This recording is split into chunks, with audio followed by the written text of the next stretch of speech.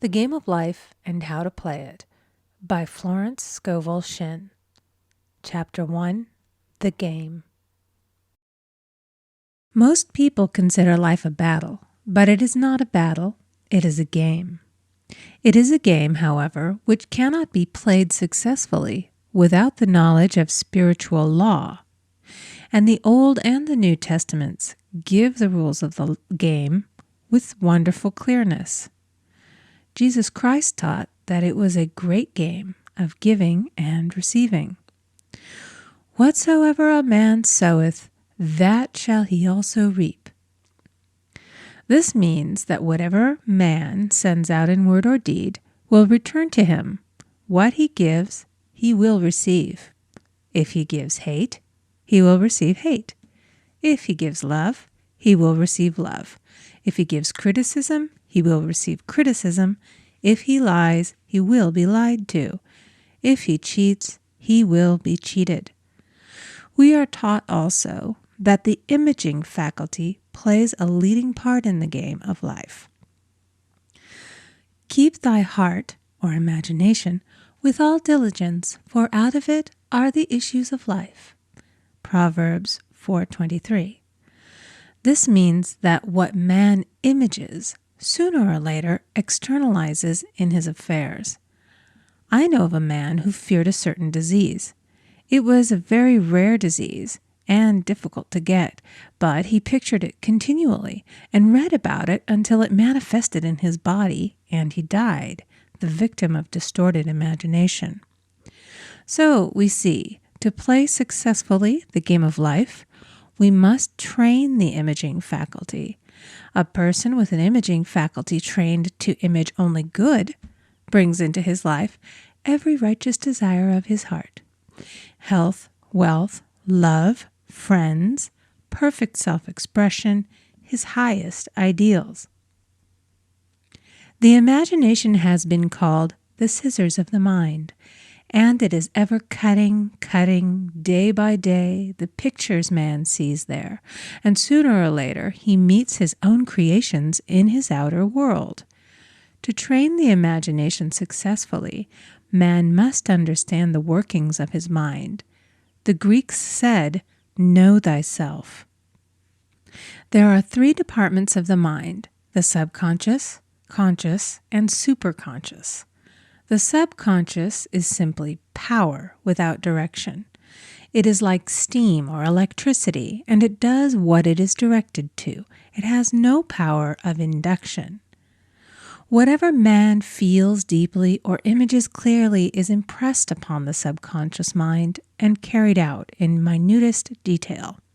For example, a woman I know, when a child, always made believe she was a widow. She dressed up in black clothes and wore a long black veil, and people thought she was very clever and amusing. She grew up and married a man with whom she was deeply in love. In a short time he died, and she wore black and a sweeping veil for many years.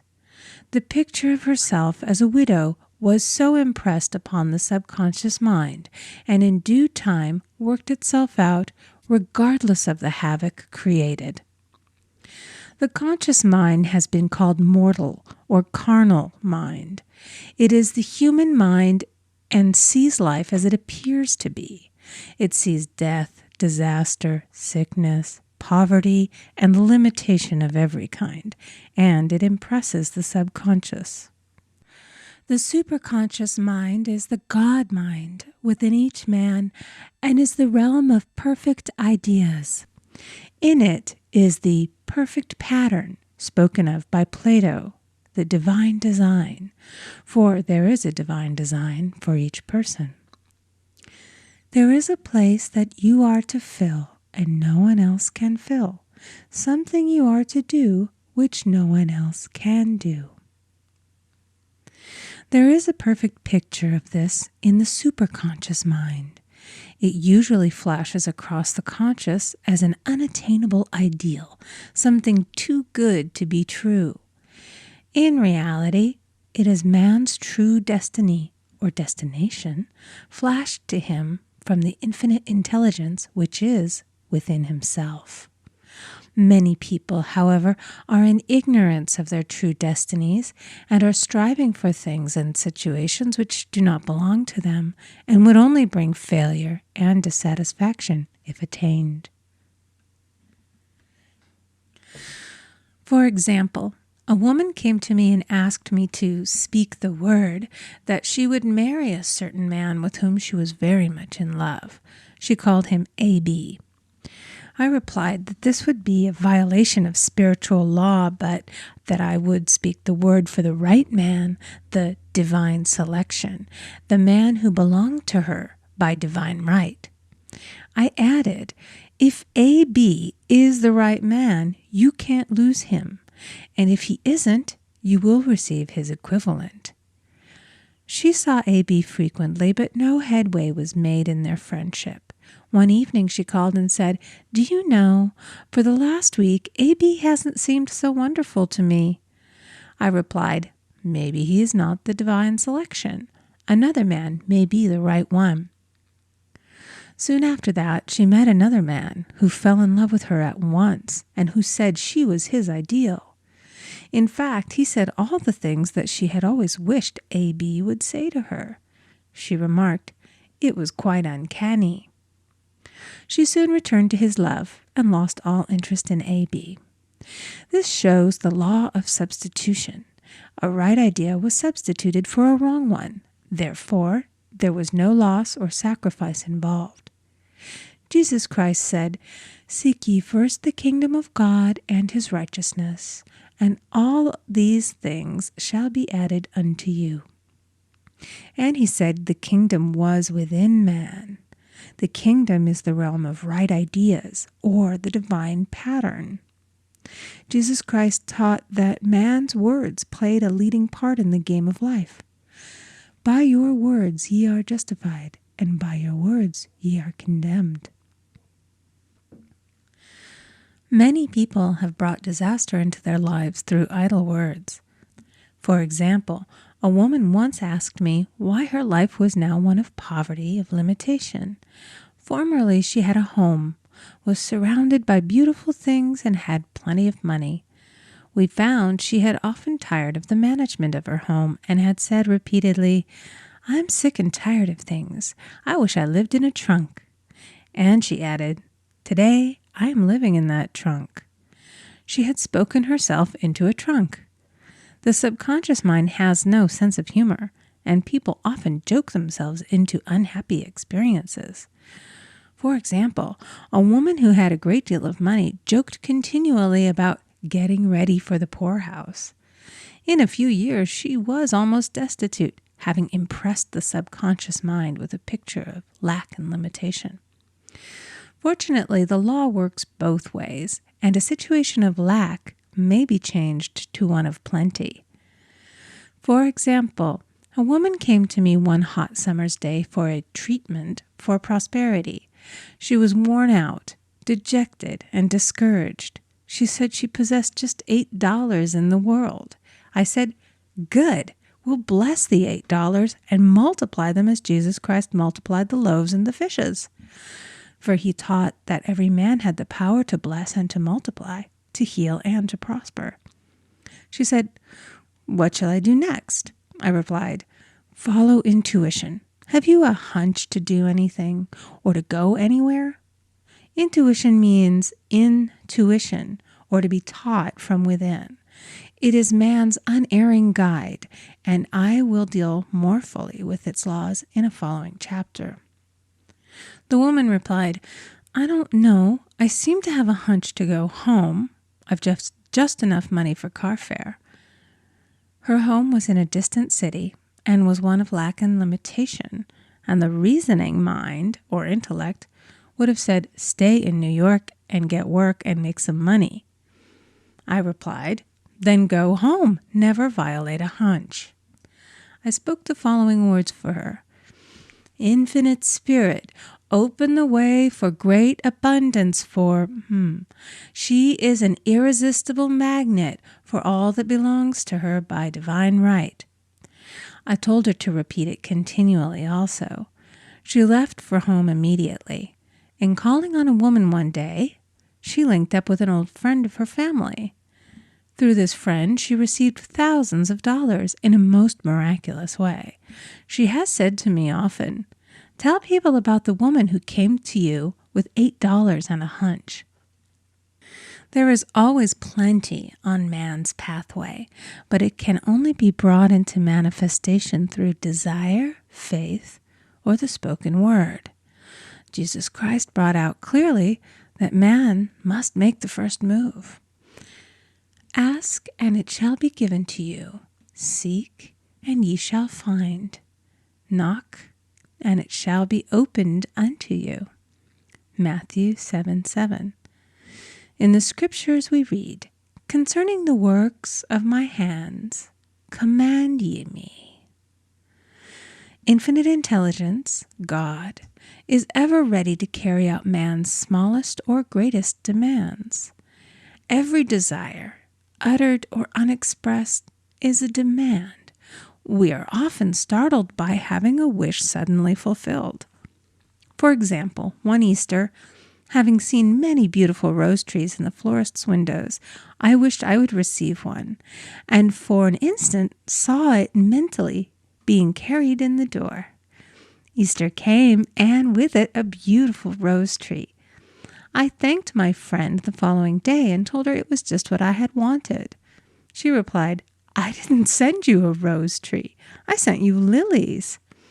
The man had mixed the order and sent me a rose tree simply because I had started the law in action and I had to have a rose tree.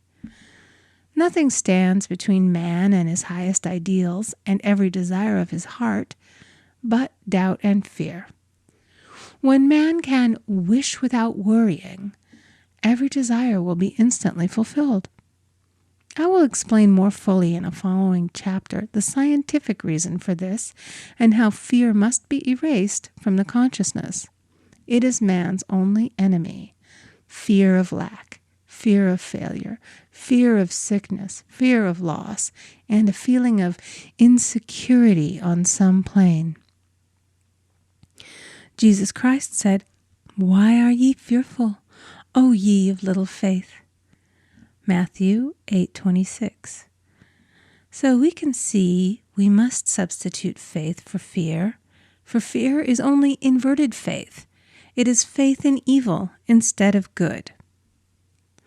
The object of the game of life is to see clearly one's good and to obliterate all mental pictures of evil. This must be done by impressing the subconscious mind with a realization of good. A very brilliant man who has attained great success told me he had suddenly erased all fear from his consciousness by reading a sign which hung in a room. He saw printed in large letters this statement: "Why worry? It will probably never happen." These words were stamped indelibly upon his subconscious mind, and he now has a firm conviction that only good could come into his life, and therefore only good can manifest. In the following chapter, I will deal with the different methods of impressing the subconscious mind. It is man's faithful servant, but one must be careful to give it the right orders. Man has ever a silent listener at his side, his subconscious mind.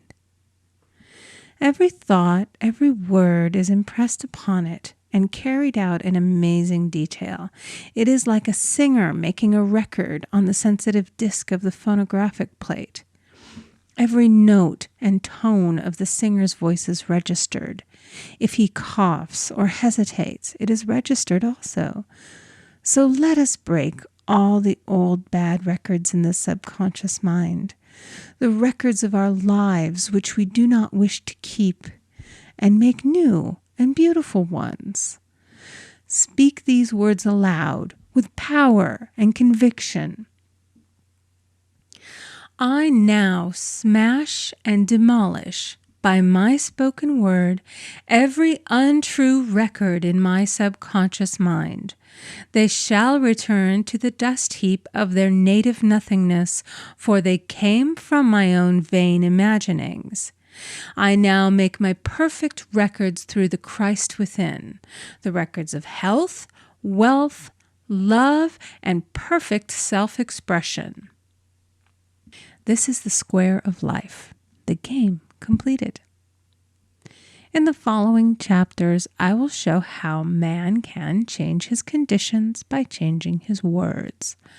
Any man who does not know the power of the word is behind the times.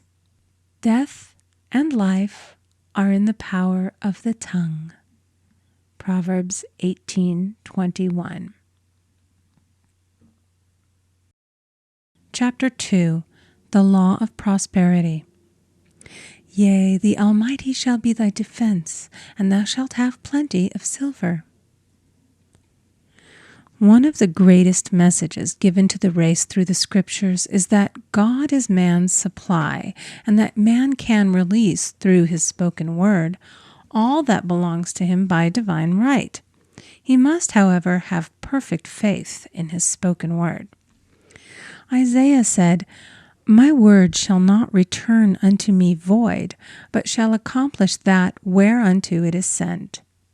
We know now that words and thoughts are a tremendous vibratory force, ever molding man's body and affairs. A woman came to me in great distress and said she was to be sued on the 15th of the month for $3,000. She knew no way of getting the money and was in despair. I told her that God was her supply and that there is a supply for every demand. So I spoke the word. I gave thanks that the woman would receive $3,000 at the right time in the right way. I told her she must have perfect faith and act her perfect faith. The 15th came, but no money had materialized. She called me on the phone and asked what she was to do. I replied, "It is Saturday, so they won't sue you today. Your part is to act rich, thereby showing perfect faith that you will receive it by Monday." She asked me to lunch with her to keep her courage. When I joined her at a restaurant, I said, "This is no time to economize. Order an expensive luncheon and act as if you have already received the $3,000. All things whatsoever ye ask in prayer, believing ye shall receive." You must act as if you had already received. The next morning she called me on the phone and asked me to stay with her during the day. I said, "No, you are divinely protected and God is never too late." In the evening she phoned again, greatly excited, and said, "My dear, a miracle has happened. I was sitting in my room this morning when the doorbell rang. I said to the maid, 'Don't let anyone in.' The maid, however, looked out the window and said, 'It's your cousin with the long white beard.' So I said, 'Call him back. I would like to see him.' And he was just turning the corner when he heard the maid's voice, and he came back. He talked for about an hour, and just as he was leaving, he said, 'Oh, by the way, how are finances?' I told him I needed the money, and he said, 'Why, my dear, I will give you $3,000 the first of the month.' I didn't like to tell him that I was going to be sued. What shall I do? I won't receive it till the first of the month, and I must have it tomorrow. I said, 'I'll keep on treating.' I said, 'Spirit is never too late. I give thanks that she has received the money on the invisible plane and that it manifests on time.' The next morning, her cousin called her up and said, 'Come to my office this morning, and I will give you the money.' That afternoon, she had $3,000 to her credit in the bank and wrote checks as rapidly as her excitement would permit. If one asks for success and prepares for failure, he will get the situation he has prepared for. For example, a man came to me asking me to speak the word that a certain debt would be wiped out. I found he spent his time planning what he would say to the man when he did not pay his bill, therefore neutralizing my words. He should have seen himself paying the debt. We have a wonderful illustration of this in the Bible, relating to the 3 kings who were in the desert, without water for their men and horses.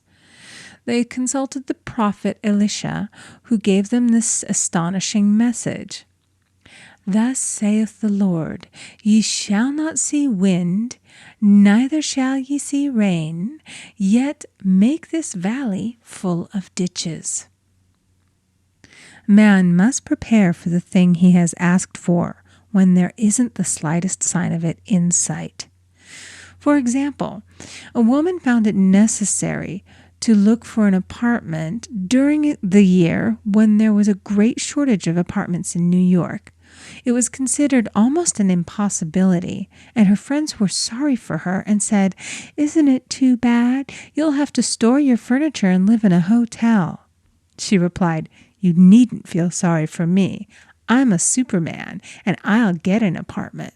She spoke the words, "Infinite Spirit, open the way for the right apartment." She knew there was a supply for every demand and that she was unconditioned, working on the spiritual plane, and that one with God is a majority. She had contemplated buying new blankets when the tempter, the adverse thought or reasoning mind, suggested, "Don't buy the blankets. Perhaps, after all, you won't get an apartment and you will have no use for them." Promptly she replied to herself, "I'll dig my ditches by buying the blankets." So she prepared for the apartment, acted as though she already had it. She found one in a miraculous way, and it was given to her although there were over 200 other applicants. The blankets showed active faith. It is needless to say that the ditches dug by the 3 kings in the desert were filled to overflowing. Read 2 Kings. Getting into the spiritual swing of things is no easy matter for the average person. The adverse thoughts of doubt and fear surge from the subconscious. They are the army of the aliens, which must be put to flight. This explains why it is so often darkest before the dawn. A big demonstration is usually preceded by tormenting thoughts. Having made a statement of high spiritual truth, one challenges the old beliefs in the subconscious, and error is exposed to be put out.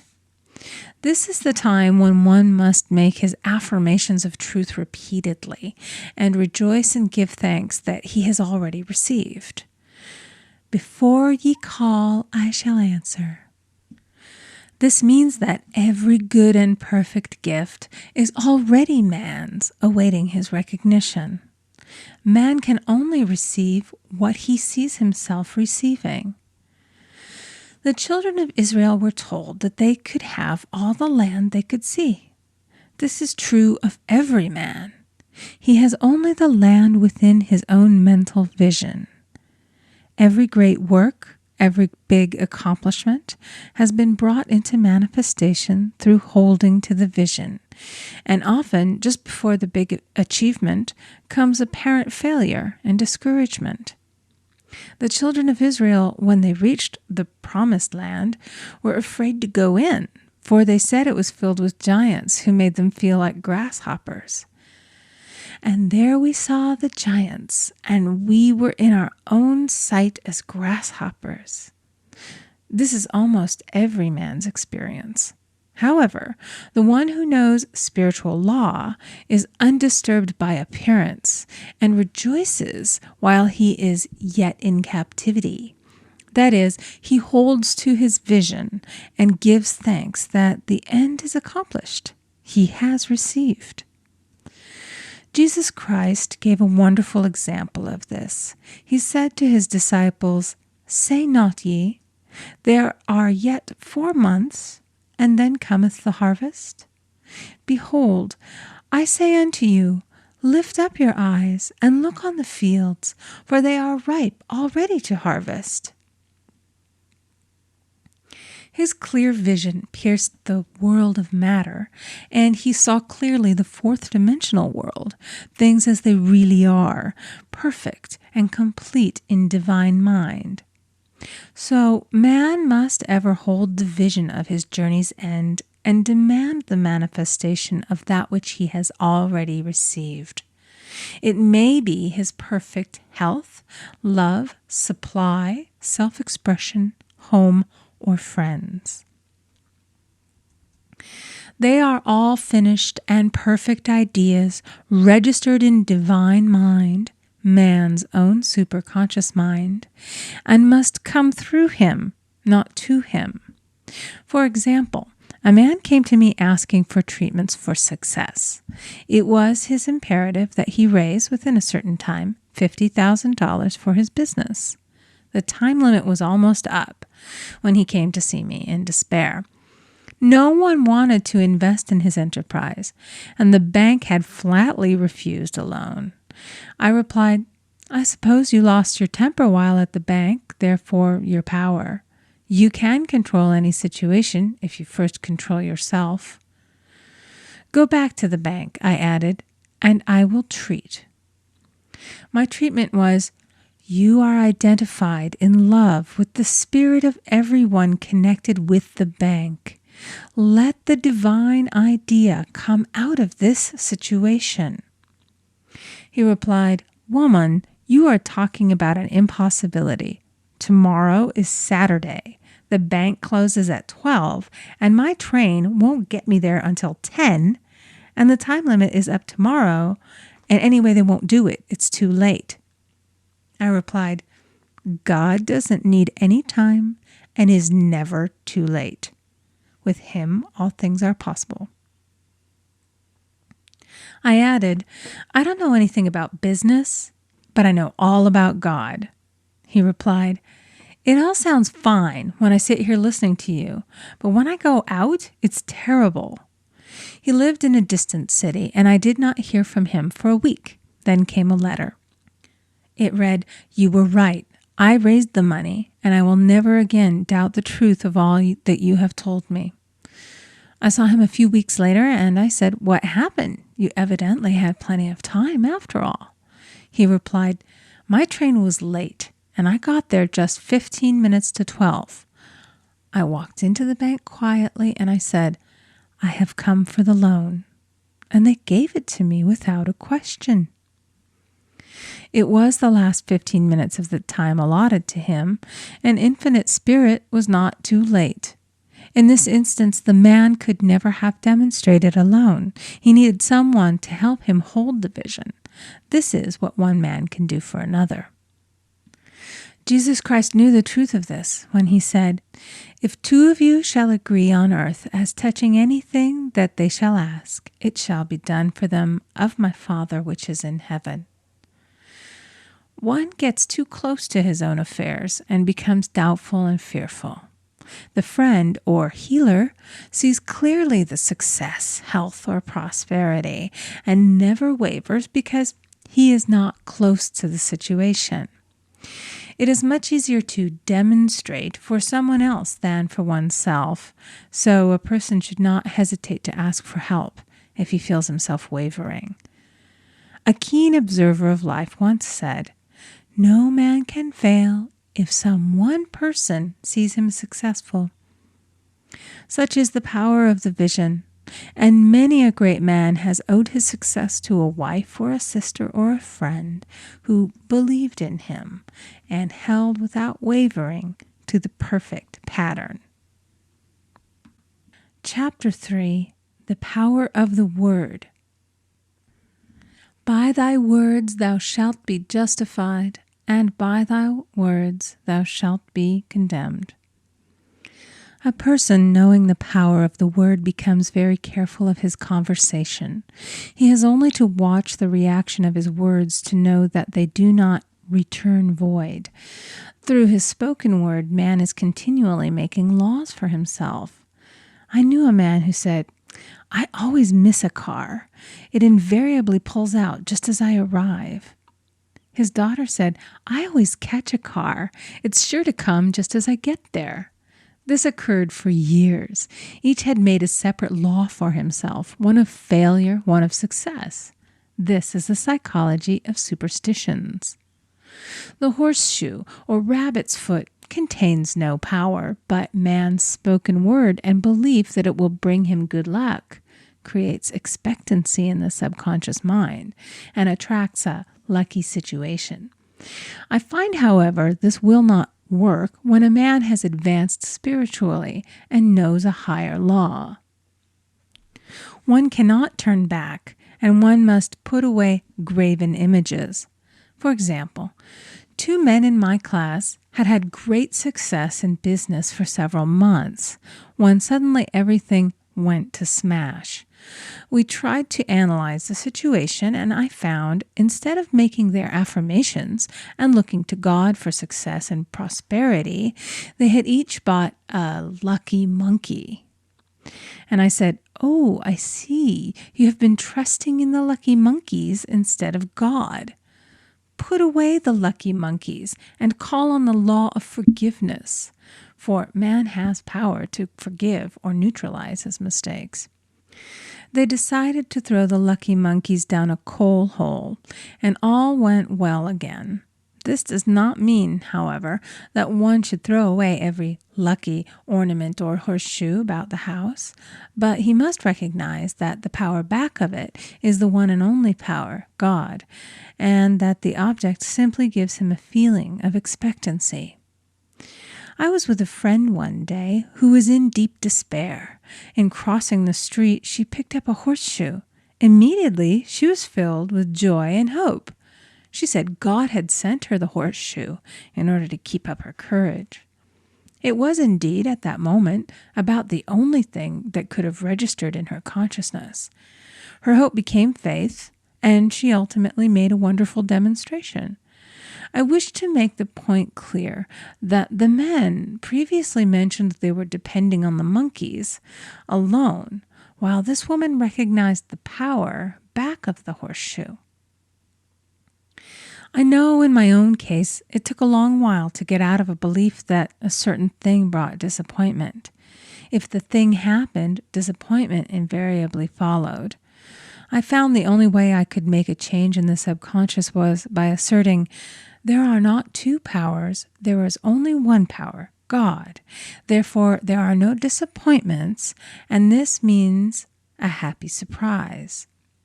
I noticed a change at once, and happy surprises commenced coming my way. I have a friend who said nothing could induce her to walk under a ladder. I said, if you are afraid, you are giving into a belief in 2 powers, good and evil, instead of one. As God is absolute, there can be no opposing power unless man makes the false of evil for himself. To show you believe in only one power, God, and that there is no power or reality in evil, walk under the next ladder you see. Soon after, she went to her bank. She wished to open her box in the safety deposit vault, and there stood a ladder on her pathway. It was impossible to reach the box without passing under the ladder. She quailed with fear and turned back. She could not face the lion on her pathway. However, when she reached the street, my words rang in her ears, and she decided to turn and walk under it.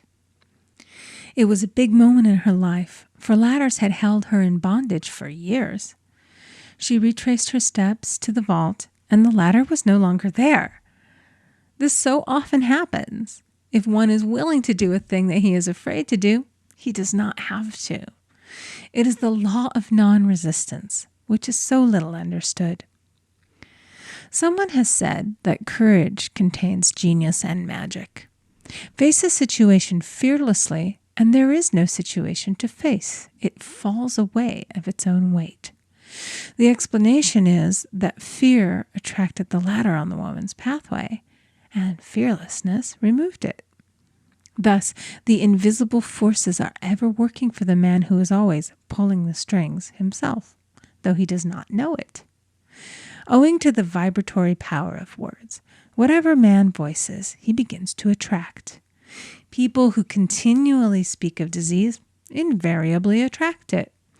After man knows the truth, he cannot be too careful of his words.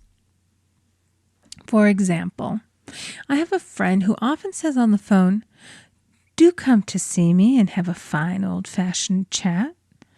This old-fashioned chat means an hour of about 500 to 1,000 destructive words, the principal topics being loss, lack, failure, and sickness. I reply, "No, thank you. I've had enough old-fashioned chats in my life.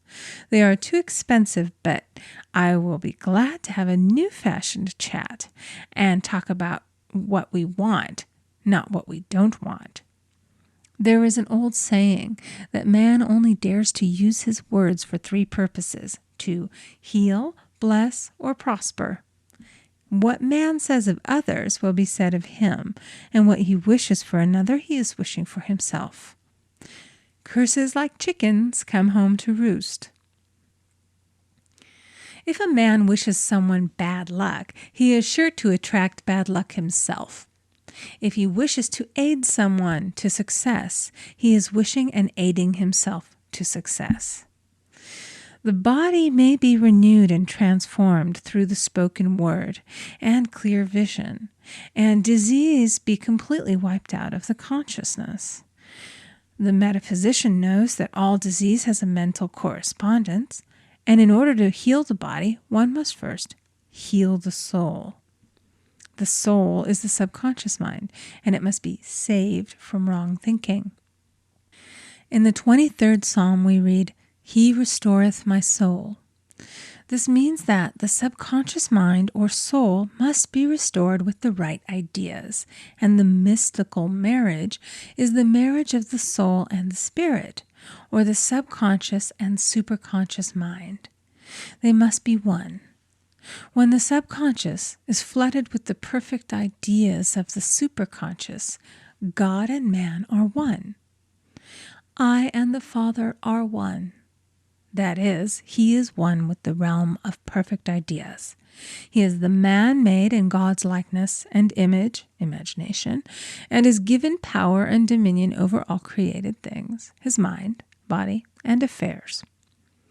It is safe to say that all sickness and unhappiness come from the violation of the law of love. A new commandment I give unto you, love one another. And in the game of life, love or goodwill takes every trick. For example, a woman I know had for years an appearance of a terrible skin disease. The doctors told her it was incurable and she was in despair. She was on the stage and she feared she would soon have to give up her profession, and she had no other means of support. She, however, procured a good engagement and on the opening night made a great hit. She received flattering notices from the critics and was joyful and elated. The next day she received a notice of dismissal. A man in the cast had been jealous of her success and had caused her to be sent away. She felt hatred and resentment taking complete possession of her, and she cried out, "Oh God, don't let me hate that man." That night she worked for hours in the silence. She said, "I soon came into a very deep silence. I seemed to be at peace with myself, with the man, and with the whole world. I continued this for 2 following nights, and on the 3rd day, I found I was healed completely of the skin disease." In asking for love or goodwill, she had fulfilled the law, for love is the fulfilling of the law, and the disease, which came from the subconscious resentment, was wiped out. Continual criticism produces rheumatism, as critical, inharmonious thoughts cause unnatural deposits in the blood which settle in the joints. False growths are caused by jealousy, hatred, unforgiveness, fear, etc. Every disease is caused by a mind not at ease. I said once in my class, there is no use asking anyone, "What's the matter with you?" We might as well just say, "Who's the matter with you?" Unforgiveness is the most prolific cause of disease. It will harden arteries or liver and affect the eyesight. In its train are endless ills. I called on a woman one day who said she was ill from having eaten a poisoned oyster. I replied, "Oh no, the oyster was harmless. You poisoned the oyster. What's the matter with you?" She answered, "Oh, about 19 people." She had quarreled with 19 people and had become so inharmonious that she attracted the wrong oyster. Any inharmony on the external indicates there is mental inharmony. As the within, so the without. Man's only enemies are within himself, and a man's foes shall be they of his own household. Personality is one of the last enemies to be overcome, as this planet is taking its initiation in love. It was Christ's message, peace on earth, goodwill toward man. The enlightened man, therefore, endeavors to perfect himself upon his neighbor. His work is within himself, to send out goodwill and blessings to every man, and the marvelous thing is that if one blesses a man, he has no power to harm him. For example, a man came to me asking him to treat for success in business. He was selling machinery, and a rival appeared on the scene with what he proclaimed was a better machine, and my friend feared defeat. I said, "First of all, we must wipe out all fear and know that God protects your interests and that the divine idea must come out of the situation. That is, the right machine will be sold by the right man to the right man." And I added, "Don't hold one critical thought toward that man. Bless him all day and be willing not to sell your machine if it isn't the divine idea." So he went to the meeting, fearless and non-resistant, and blessing the other man. He said the outcome was very remarkable. The other man's machine refused to work, and he sold his without the slightest difficulty.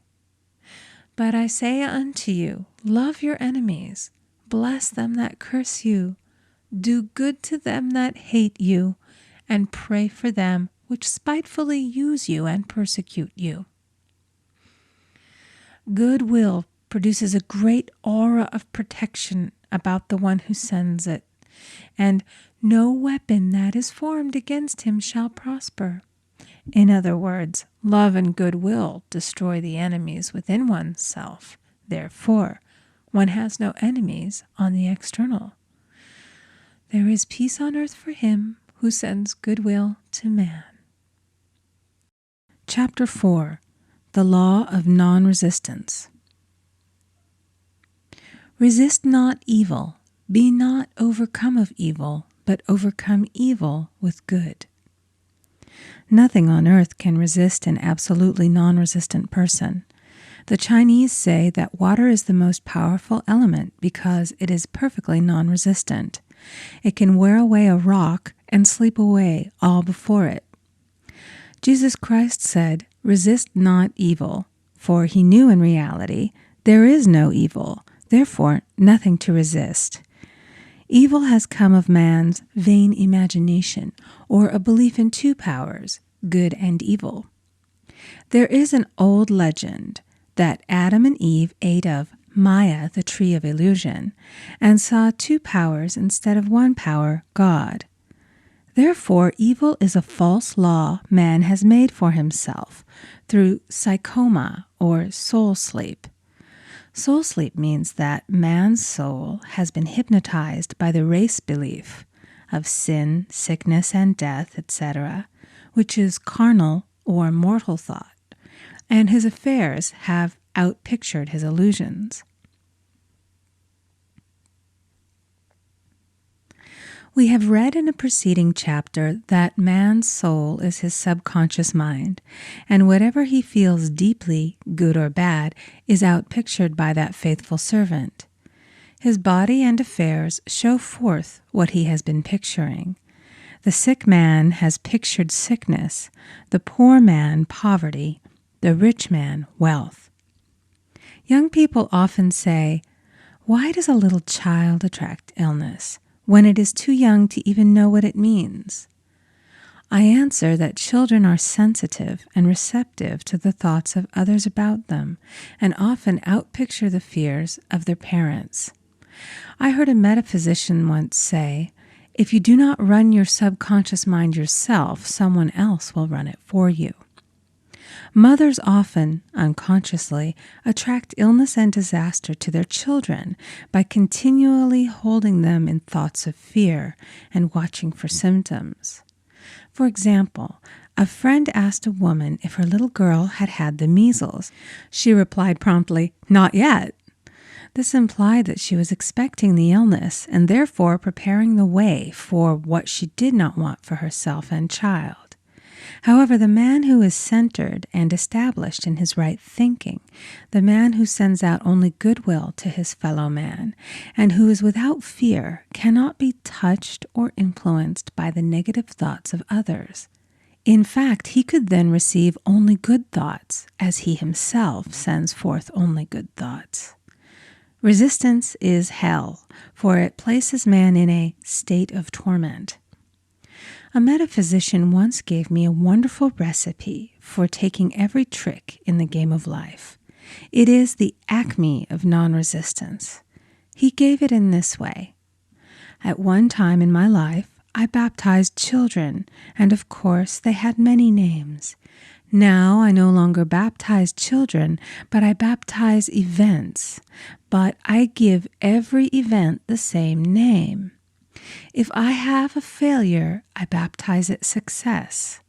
In the name of the Father, and of the Son, and of the Holy Ghost. In this we see the great law of transmutation, founded on non-resistance. Through his spoken word, every failure was transmuted into success. For example, a woman who required money, who knew the spiritual law of opulence, was thrown continually in a business way with a man who made her feel very poor. He talked lack and limitation, and she commenced to catch his poverty thoughts. So she disliked him and blamed him for her failure. She knew in order to demonstrate her supply, she must first feel that she had received.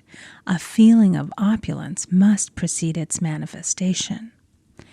It dawned upon her one day that she was resisting the situation and seeing two powers instead of one. So she blessed the man and baptized the situation. Success, she affirmed. As there is only one power, God, this man is here for my good and my prosperity, just what he did not seem to be there for. Soon after that, she met, through this man, a woman who gave her, for a service rendered, several $1,000s, and the man moved to a distant city and faded harmoniously from her life. Make the statement, every man is a golden link in the chain of my good, for all men are God in manifestation, awaiting the opportunity given by man himself to serve the divine plan of his life. Bless your enemy, and you rob him of his ammunition. His arrows will be transmuted into blessings. This law is true of nations as well as individuals. Bless a nation, send love and goodwill to every inhabitant, and it is robbed of its power to harm. Man can only get the right idea of non-resistance through spiritual understanding. My students have often said, "I don't want to be a doormat." I reply, when you use non-resistance with wisdom, no one will ever be able to walk over you. Another example. One day I was impatiently awaiting an important telephone call. I resisted every call that came in and made no outgoing calls myself, reasoning that it might interfere with the one I was awaiting. Instead of saying, "Divine ideas never conflict, the call will come at the right time," leaving it to infinite intelligence to arrange, I commenced to manage things myself. I made the battle mine, not God's, and remained tense and anxious. The bell did not ring for about an hour, and I glanced at the phone and found the receiver had been off that length of time, and the phone was disconnected. My anxiety, fear, and belief in interference had brought on a total eclipse of the telephone. Realizing what I had done, I commenced blessing the situation at once. I baptized it success and affirmed, I cannot lose any call that belongs to me by divine right. I am under grace and not under law. A friend rushed out to the nearest telephone to notify the company to reconnect. She entered a crowded grocery, but the proprietor left his customers and attended to the call himself. My phone was connected at once, and 2 minutes later, I received a very important call, and about an hour afterward, the one I had been awaiting. One's ships come in over a calm sea. So long as man resists a situation, he will have it with him. If he runs away from it, it will run after him. For example, I repeated this to a woman one day, and she replied, "How true that is. I was unhappy at home. I disliked my mother, who was critical and domineering. So I ran away and was married. But I married my mother, for my husband was exactly like my mother, and I had the same situation to face again. Agree with thine adversary quickly." That means agree that the adverse situation is good. Be undisturbed by it, and it falls away of its own weight. None of these things move me is a wonderful affirmation. The inharmonious situation comes from some inharmony within man himself. When there is in him no emotional response to an inharmonious situation, it fades away forever from his pathway. So we see man's work is ever with himself. People have said to me, "Give treatments to change my husband or my brother." I reply, "No, I will give treatments to change you. When you change, your husband and your brother will change." One of my students was in the habit of lying. I told her it was a failure method, and if she lied, she would be lied to. She replied, "I don't care. I can't possibly get along without lying." One day she was speaking on the phone to a man with whom she was very much in love. She turned to me and said, "I don't trust him. I know he's lying to me." I replied, "Well, you lie yourself, so someone has to lie to you, and you will be sure it will be just the person you want the truth of." Sometime after that I saw her, and she said, "I'm cured of lying." I questioned, "What cured you?"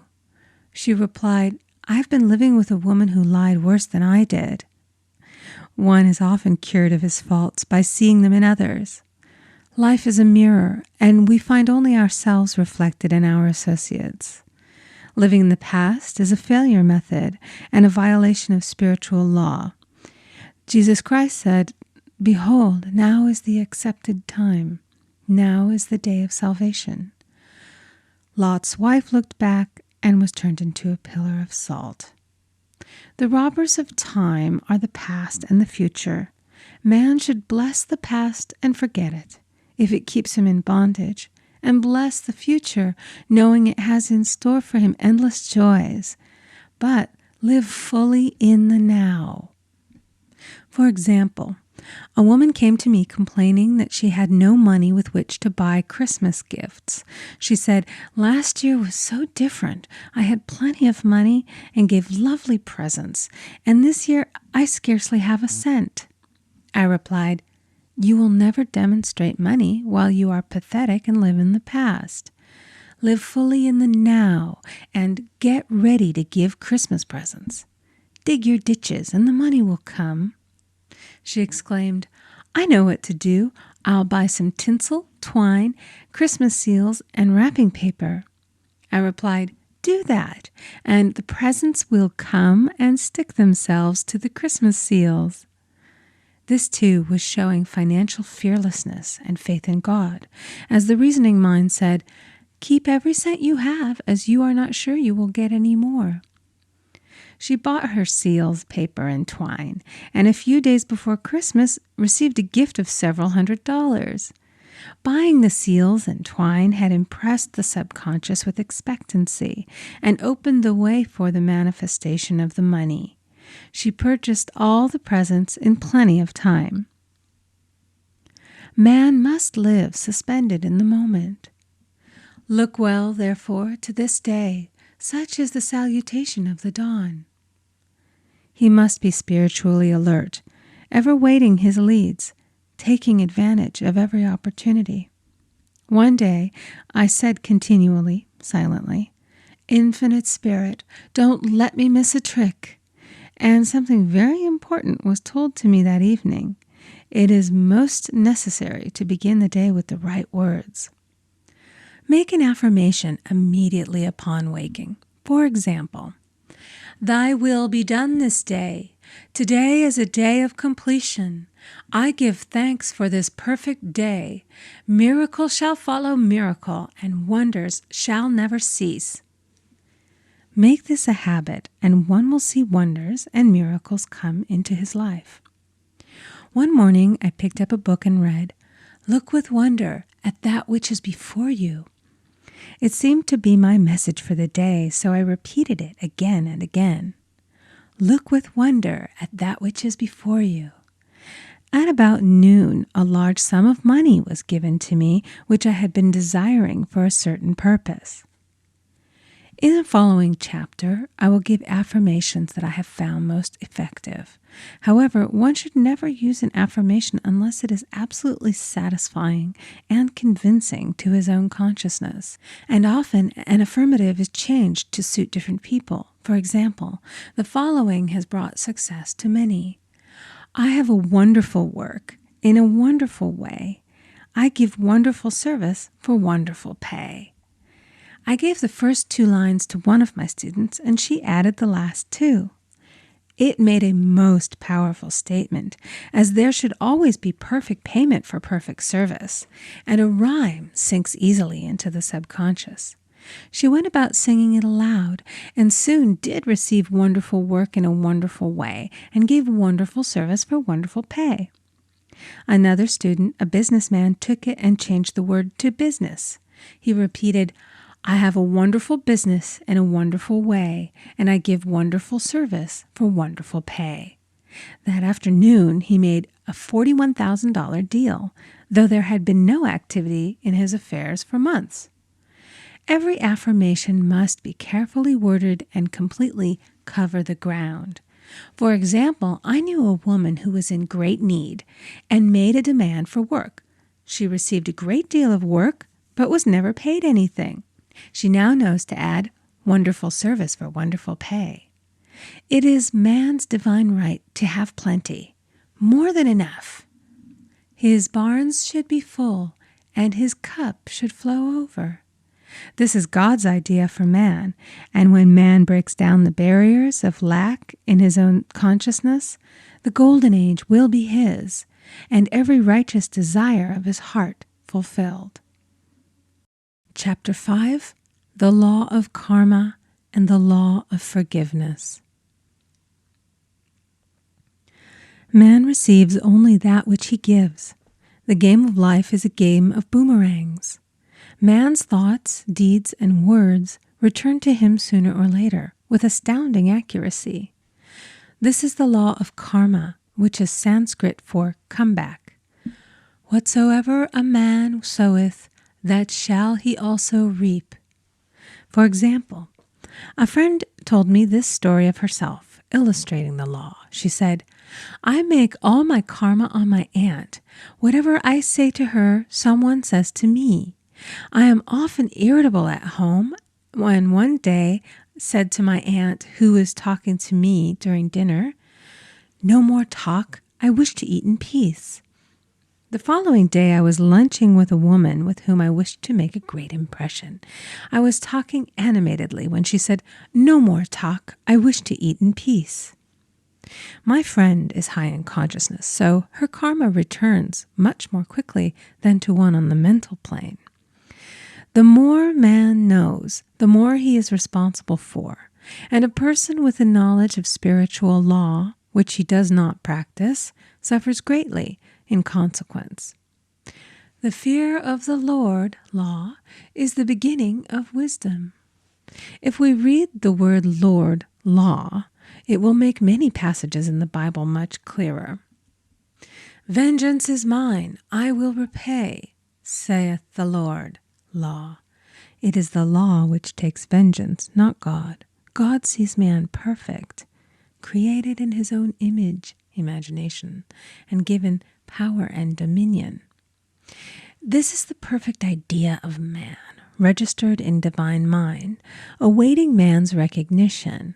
For man can only be what he sees himself to be, and only attain what he sees himself attaining.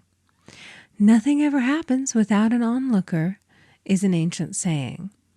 Man first sees his failure or success, his joy or sorrow, before it swings into visibility from the scenes set in his own imagination. We have observed this in the mother picturing disease for her child, or a woman seeing success for her husband. Jesus Christ said, "And ye shall know the truth, and the truth shall make you free." So we see freedom from all unhappy conditions comes through knowledge, a knowledge of spiritual law. Obedience precedes authority, and the law obeys man when he obeys the law. The law of electricity must be obeyed before it becomes man's servant. When handled ignorantly, it becomes man's deadly foe. So with the laws of mind. For example, a woman with a strong personal will wished she owned a house which belonged to an acquaintance, and she often made mental pictures of herself living in the house. In the course of time, the man died, and she moved into the house. Several years afterwards, coming into the knowledge of spiritual law, she said to me, "Do you think I had anything to do with that man's death?" I replied, "Yes, your desire was so strong, everything made way for it. But you paid your karmic debt. Your husband, whom you loved devotedly, died soon after, and the house was a white elephant on your hands for many years." The original owner, however, could not have been affected by her thoughts had he been positive in the truth, nor her husband, but they were both under karmic law. The woman should have said, feeling the great desire for the house, "Infinite intelligence, give me the right house, equally as charming as this, the house which is mine by divine right." The divine selection would have given perfect satisfaction and brought good to all. The divine pattern is the only safe pattern to work by. Desire is a tremendous force and must be directed in the right channels, or chaos ensues. In demonstrating, the most important step is the first step, to ask aright. Man should always demand only that which is his by divine right. To go back to the illustration, had the woman taken this attitude, "If this house I desire is mine, I cannot lose it. If it is not, give me its equivalent," the man might have decided to move out harmoniously had it been the divine selection for her, or another house would have been substituted. Anything forced into manifestation through personal will is always ill-got and has ever bad success. Man is admonished, "My will be done, not thine." And the curious thing is, man always gets just what he desires when he does relinquish all personal will, thereby enabling infinite intelligence to work through him. "Stand ye still and see the salvation of the Lord." Law. For example, a woman came to me in great distress. Her daughter had determined to take a very hazardous trip, and the mother was filled with fear. She said she had used every argument, had pointed out the dangers to be encountered, had forbidden her to go, but the daughter became more and more rebellious and determined. I said to the mother, "You are forcing your personal will upon your daughter, which you have no right to do, and your fear of the trip is only attracting it, for man attracts what he fears." I added, "Let go and take your mental hands off.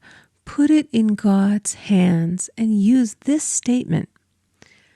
I put this situation in the hands of infinite love and wisdom.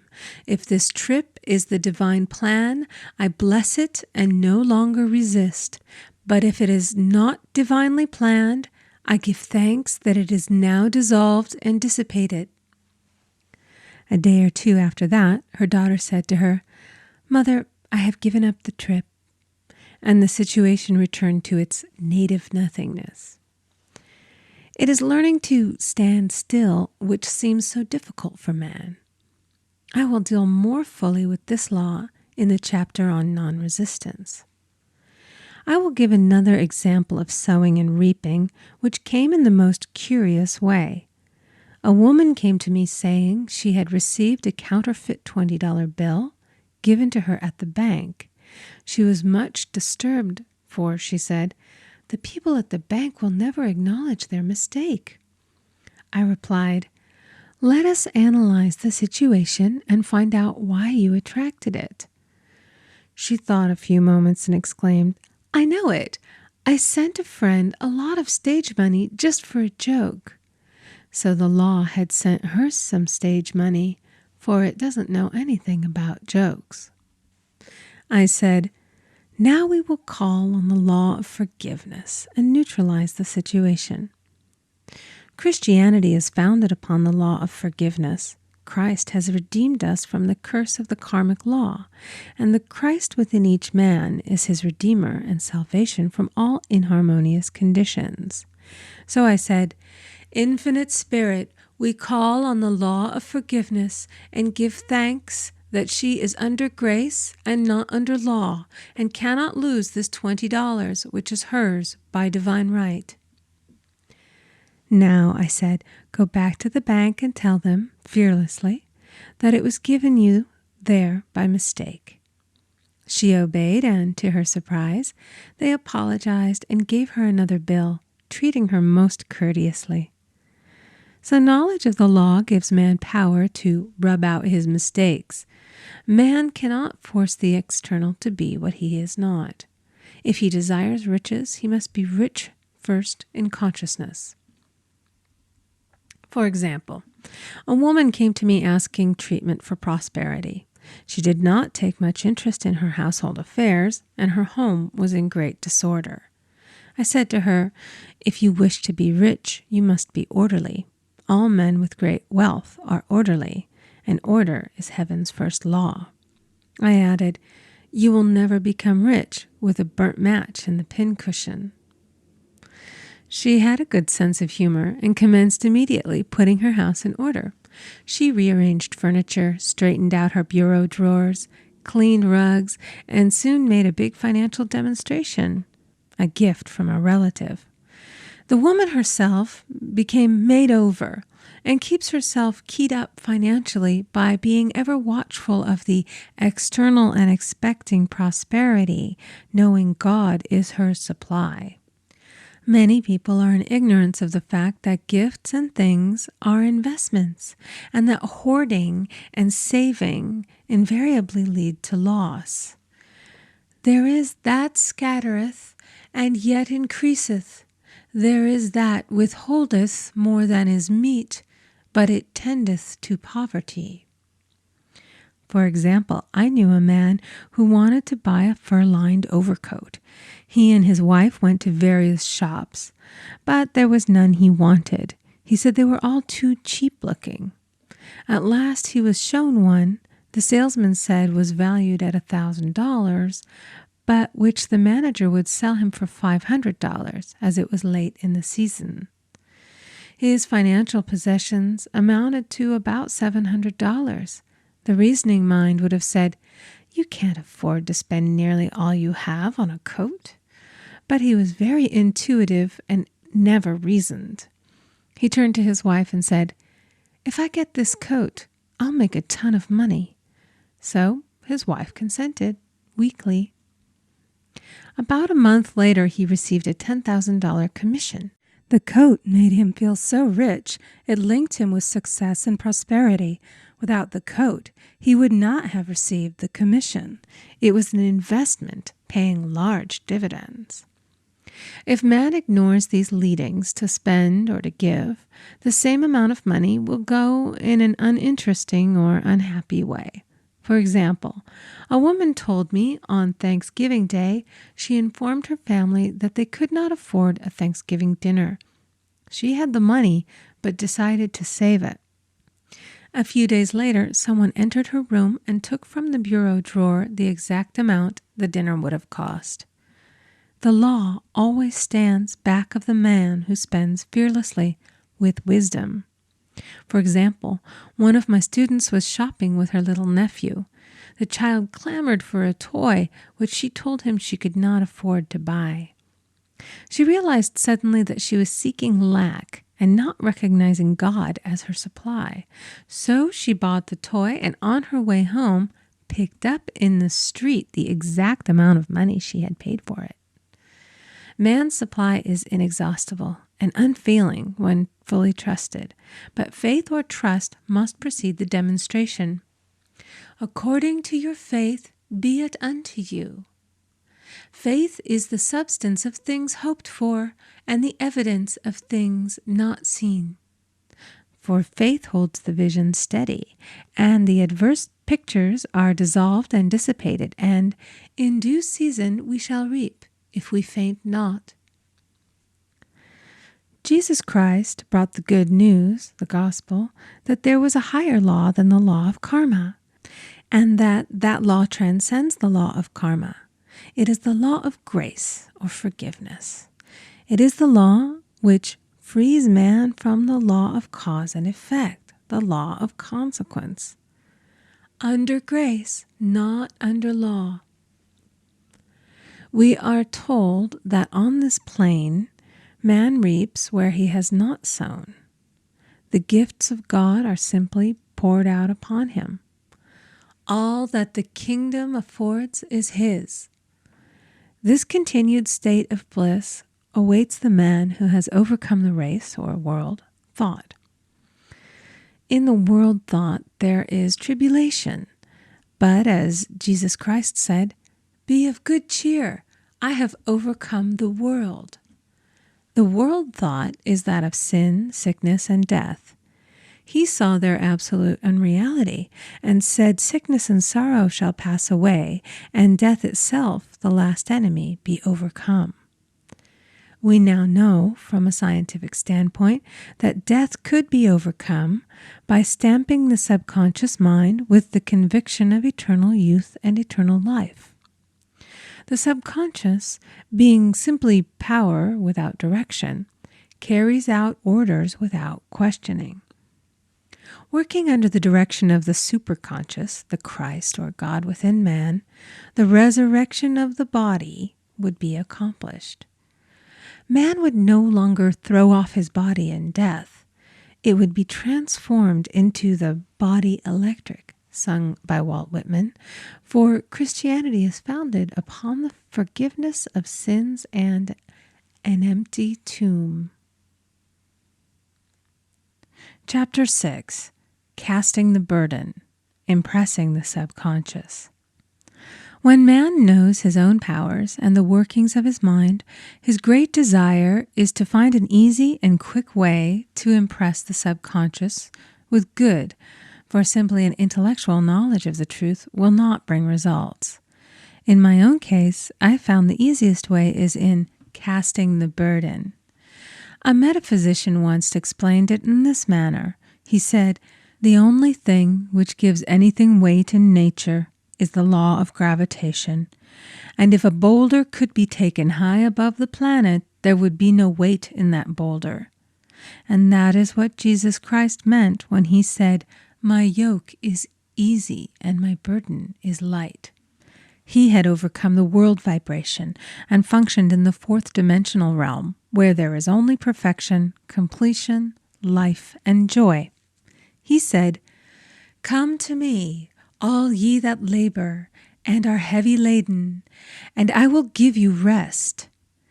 Take my yoke upon you, for my yoke is easy and my burden is light." We are also told in the 55th Psalm to cast thy burden upon the Lord. Many passages in the Bible state that the battle is God's, not man's, and that man is always to stand still and see the salvation of the Lord. This indicates that the superconscious mind, or Christ within, is the department which fights man's battle and relieves him of his burdens. We see, therefore, that man violates law if he carries a burden, and a burden is an adverse thought or condition, and this thought or condition has its root in the subconscious. It seems almost impossible to make any headway directing the subconscious from the conscious or reasoning mind, as the reasoning mind, the intellect, is limited in its conceptions and filled with doubts and fears. How scientific is it, then, to cast the burden upon the superconscious mind, or Christ within, where it is made light or dissolved into its native nothingness? For example, a woman in urgent need of money may light upon the Christ within, the superconscious, with the statement, "I cast this burden of lack on the Christ within, and I go free to have plenty." The belief in lack was her burden, and as she cast it upon the superconscious with its belief of plenty, an avalanche of supply was the result. We read, "The Christ in you, the hope of glory." Another example. One of my students had been given a new piano, and there was no room in her studio for it until she had moved out the old one. She was in a state of perplexity. She wanted to keep the old piano, but knew of no place to send it. She became desperate, as the new piano was to be sent immediately. In fact, was on its way, with no place to put it. She said it came to her to repeat, "I cast this burden on the Christ within, and I go free." A few minutes later, her phone rang, and a woman friend asked if she might rent her old piano, and it was moved out a few minutes before the new one arrived. I knew a woman whose burden was resentment. She said, "I cast this burden of resentment on the Christ within, and I go free to be loving, harmonious, and happy." The almighty superconscious flooded the subconscious with love, and her whole life was changed. For years, resentment had held her in a state of torment and imprisoned her soul, the subconscious mind. The statement should be made over and over and over, sometimes for hours at a time, silently or audibly, with quietness but determination. I have often compared it to winding up a Victrola. We must wind ourselves up with spoken words. I have noticed in casting the burden, after a little while, one seems to see clearly. It is impossible to have clear vision while in the throes of carnal mind. Doubts and fear poison the mind and body, and imagination runs riot, attracting disaster and disease. In steadily repeating the affirmation, "I cast this burden on the Christ within and go free," the vision clears, and with it a feeling of relief, and sooner or later comes the manifestation of good, be it health, happiness, or supply. One of my students once asked me to explain the darkness before the dawn. I referred in a preceding chapter to the fact that often, before the big demonstration, everything seems to go wrong, and deep depression clouds the consciousness. It means that out of the subconscious are rising the doubts and fears of the ages. These old derelicts of the subconscious rise to the surface to be put out. It is then that man should clap his cymbals, like Jehoshaphat, and give thanks that he is saved, even though he seems surrounded by the enemy, the situation of lack or disease. The student continued, "How long must one remain in the dark?" And I replied, "Until one can see in the dark." And casting the burden enables one to see in the dark. In order to impress the subconscious, active faith is always essential. Faith without works is dead. In these chapters, I have endeavored to bring out this point. Jesus Christ showed active faith when he commanded the multitude to sit down on the ground before he gave thanks for the loaves and the fishes. I will give another example showing how necessary this step is. In fact, active faith is the bridge over which man passes to his promised land. Through misunderstanding, a woman had been separated from her husband, whom she loved deeply. He refused all offers of reconciliation and would not communicate with her in any way. Coming into the knowledge of spiritual law, she denied the appearance of separation. She made this statement: "There is no separation in divine mind. Therefore, I cannot be separated from the love and companionship which are mine by divine right." She showed active faith by arranging a place for him at the table every day, thereby impressing the subconscious with a picture of his return. Over a year passed, but she never wavered, and one day he walked in. The subconscious is often impressed through music. Music has a fourth-dimensional quality and releases the soul from imprisonment. It makes wonderful things seem possible and easy of accomplishment. I have a friend who uses her Victrola daily for this purpose. It puts her in perfect harmony and releases the imagination. Another woman often dances while making her affirmations. The rhythm and harmony of music and motion carry her words forth with tremendous power. The student must remember also not to despise the day of small things. Invariably, before a demonstration come signs of land. Before Columbus reached America, he saw birds and twigs, which showed him land was near. So it is with a demonstration, but often the student mistakes it for the demonstration itself and is disappointed. For example, a woman had spoken the word for a set of dishes. Not long afterwards, a friend gave her a dish which was old and cracked. She came to me and said, "Well, I asked for a set of dishes, and all I got was a cracked plate." I replied, "The plate was only signs of land. It shows your dishes are coming. Look upon it as birds and seaweed." And not long afterwards, the dishes came. Continually making believe impresses the subconscious. If one makes believe he is rich and makes believe he is successful, in due time he will reap. Children are always making believe, and except ye be converted and become as little children, ye shall not enter the kingdom of heaven. For example, I know of a woman who was very poor, but no one could make her feel poor. She earned a small amount of money from rich friends who constantly reminded her of her poverty and to be careful and saving. Regardless of their admonitions, she would spend all her earnings on a hat or make someone a gift and be in a rapturous state of mind. Her thoughts were always centered on beautiful clothes and rings and things, but without envying others.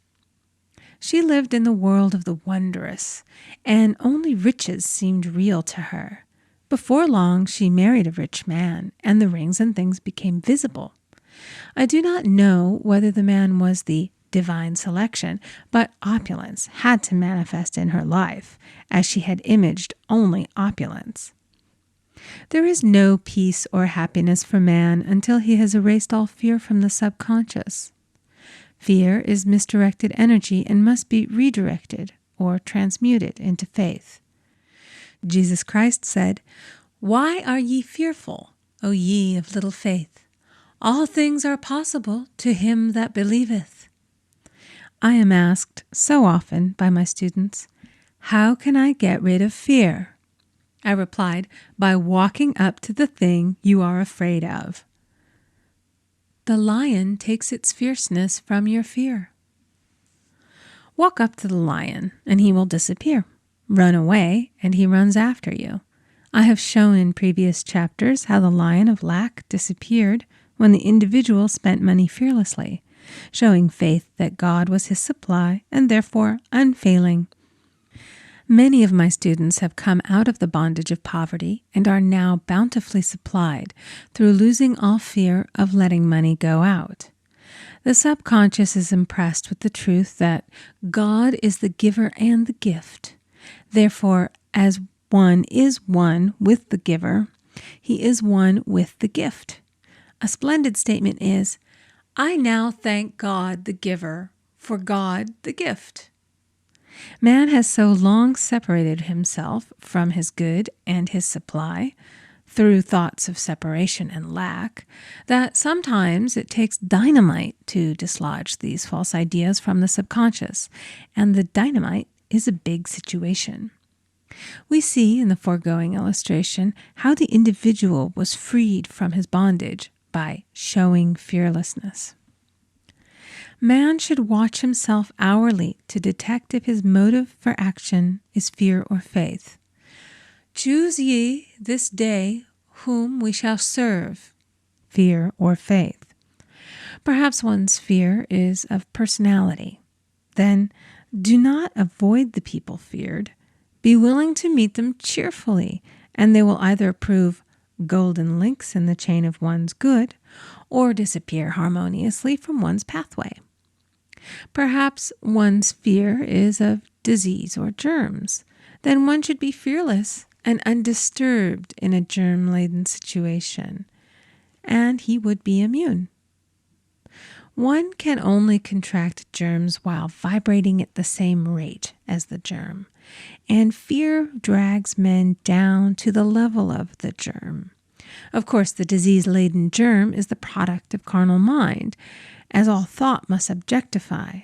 Germs do not exist in the superconscious or divine mind, therefore are the products of man's vain imagination. In the twinkling of an eye, man's release will come when he realizes there is no power in evil. The material world will fade away, and the fourth dimensional world, the world of the wondrous, will swing into manifestation. And I saw a new heaven and a new earth, and there shall be no more death, neither sorrow nor crying, neither shall there be any more pain, for the former things are passed away. Chapter 7. Love. Every man on this planet is taking his initiation in love. A new commandment I give unto you, that ye love one another. Ouspensky states in Tertium Organum that love is a cosmic phenomenon and opens to man the fourth dimensional world, the world of the wondrous. Real love is selfish and free from fear. It pours itself out upon the object of its affection without demanding any return. Its joy is in the joy of giving. Love is God in manifestation and the strongest magnetic force in the universe.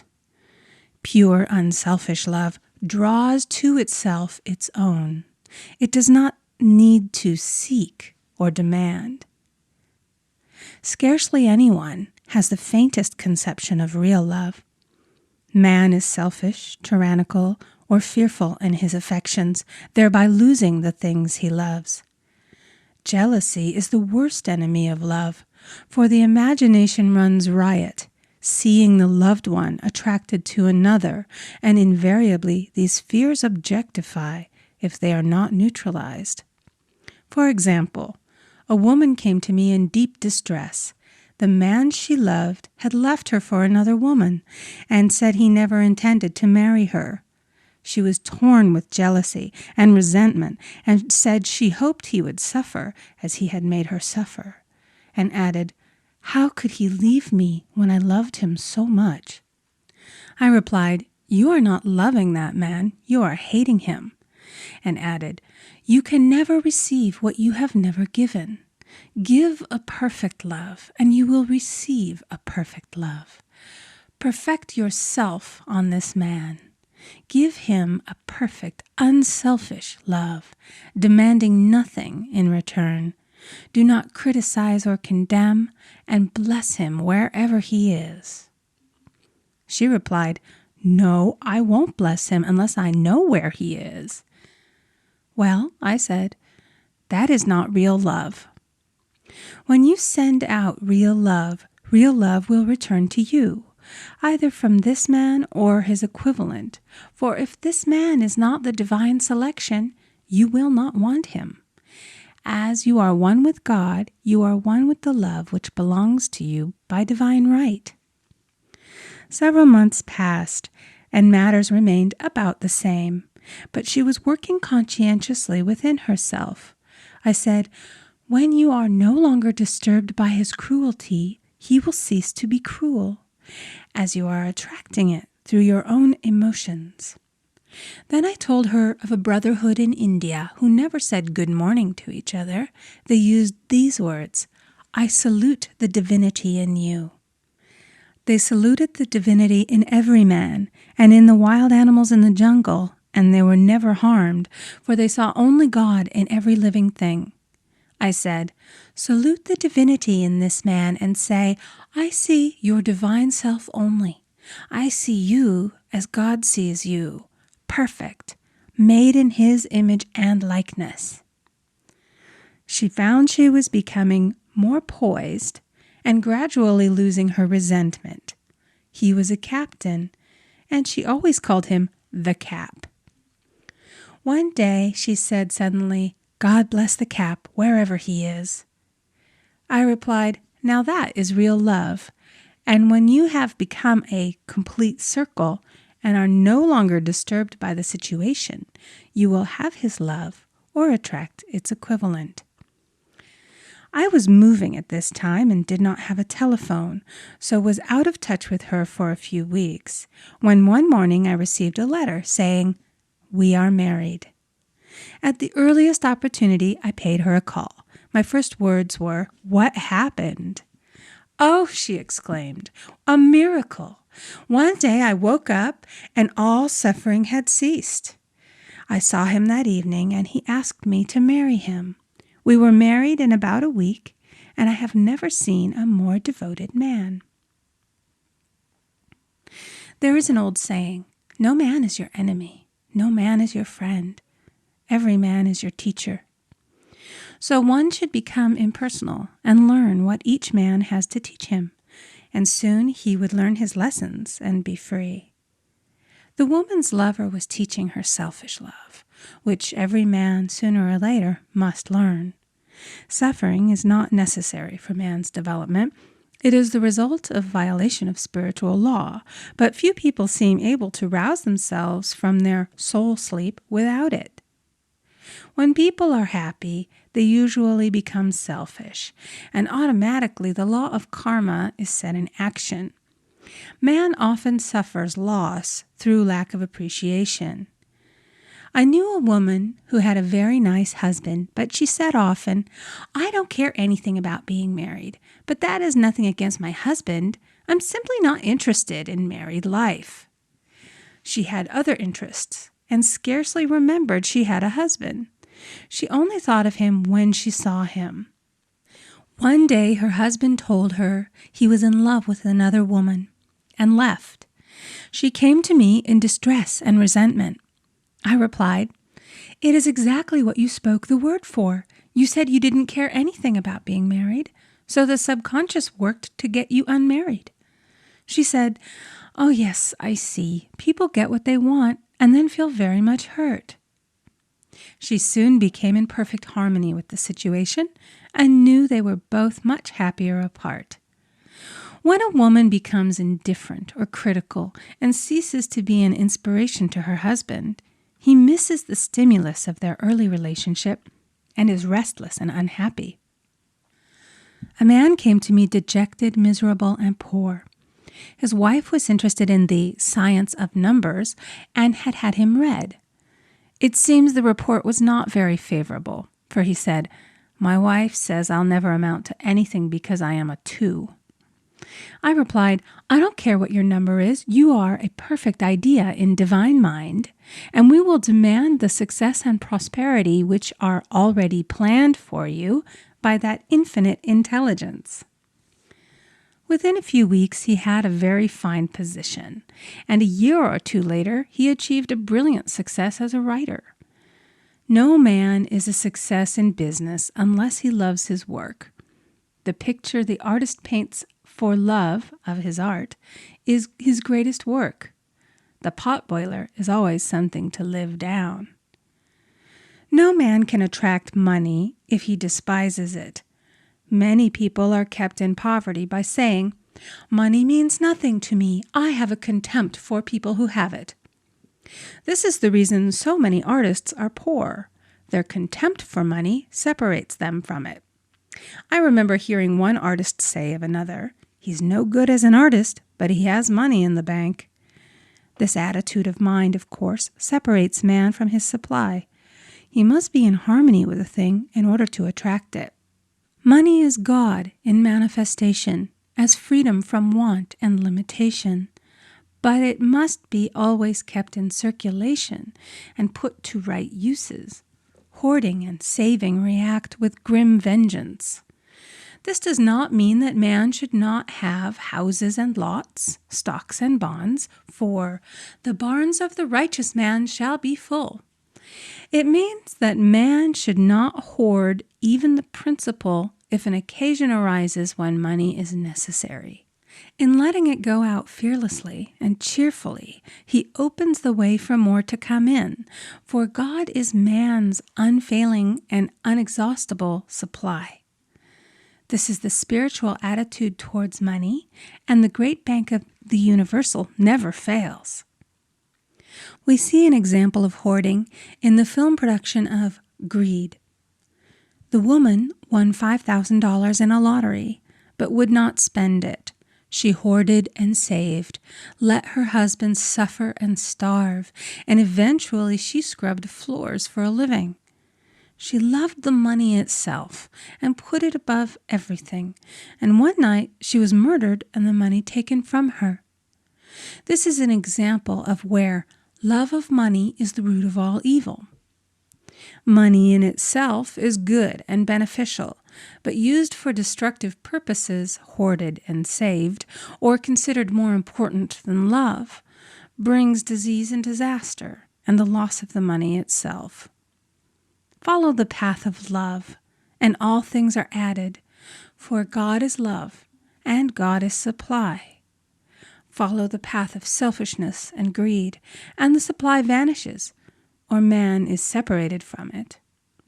For example, I knew the case of a very rich woman who hoarded her income. She rarely gave anything away, but bought and bought and bought things for herself. She was very fond of necklaces, and a friend once asked her how many she possessed. She replied, 67. She bought them and put them away, carefully wrapped in tissue paper. Had she used the necklaces, it would have been quite legitimate, but she was violating the law of use. Her closets were filled with clothes she never wore and jewels which never saw the light. The old woman's arms were gradually becoming paralyzed from holding on to things, and eventually she was considered incapable of looking after her affairs, and her wealth was handed over to others to manage. So man, in ignorance of the law, brings about his own destruction. All disease, all unhappiness come from the violation of the law of love. Man's boomerangs of hate, resentment, and criticism come back laden with sickness and sorrow. Love seems almost a lost art, but the man with the knowledge of spiritual law knows it must be regained, for without it he has become as sounding brass and tinkling cymbals. For example, I had a student who came to me month after month to clean her consciousness of resentment. After a while, she arrived at the point where she resented only one woman, but that one woman kept her busy. Little by little, she became poised and harmonious, and one day, all resentment was wiped out. She came in radiant and exclaimed, "You can't understand how I feel. The woman said something to me, and instead of being furious, I was loving and kind. And she apologized and was perfectly lovely to me. No one can understand the marvelous lightness I feel within. Love and goodwill are invaluable in business. For example, a woman came to me complaining of her employer. She said she was cold and critical, and she knew she did not want her in the position. Well, I replied, salute the divinity in the woman and send her love. She said, I can't. She's a marble woman. I answered, you remember the story of the sculptor who asked for a certain piece of marble? He was asked why he wanted it, and he replied, because there is an angel in the marble. And out of it he produced a wonderful work of art. She said, very well, I'll try it. A week later she came back and said, I did what you told me, and now the woman is very kind and took me out in her car. People are sometimes filled with remorse for having done someone an unkindness, perhaps years ago. If the wrong cannot be righted, its effect can be neutralized by doing someone a kindness in the present. This one thing I do, forgetting those things which are behind, and reaching forth unto those things which are before. Sorrow, regret, and remorse tear down the cells of the body and poison the atmosphere of the individual. A woman said to me in deep sorrow, treat me to be happy and joyous, for my sorrow makes me so irritable with the members of my family that I keep making more karma. I was asked to treat a woman who was mourning for her daughter. I denied all belief in loss and separation and affirmed that God was the woman's joy, love, and peace. The woman gained her poise at once, but sent word by her son not to treat any longer because she was so happy it wasn't respectable. So mortal mind loves to hang on to its griefs and regrets. I knew a woman who went about bragging of her troubles, so of course she always had something to brag about. The old idea was, if a woman did not worry about her children, she was not a good mother. Now we know that mother fear is responsible for many of the diseases and accidents which come into the lives of children. For fear pictures vividly the disease or situation feared, and these pictures objectify if not neutralized. Happy is the mother who can say sincerely that she puts her child in God's hands and therefore knows that he is divinely protected. For example, a woman awoke suddenly in the night, feeling her brother was in great danger. Instead of giving in to her fears, she commenced making statements of truth, saying, "Man is a perfect idea in divine mind and is always in his right place. Therefore, my brother is in his right place and is divinely protected."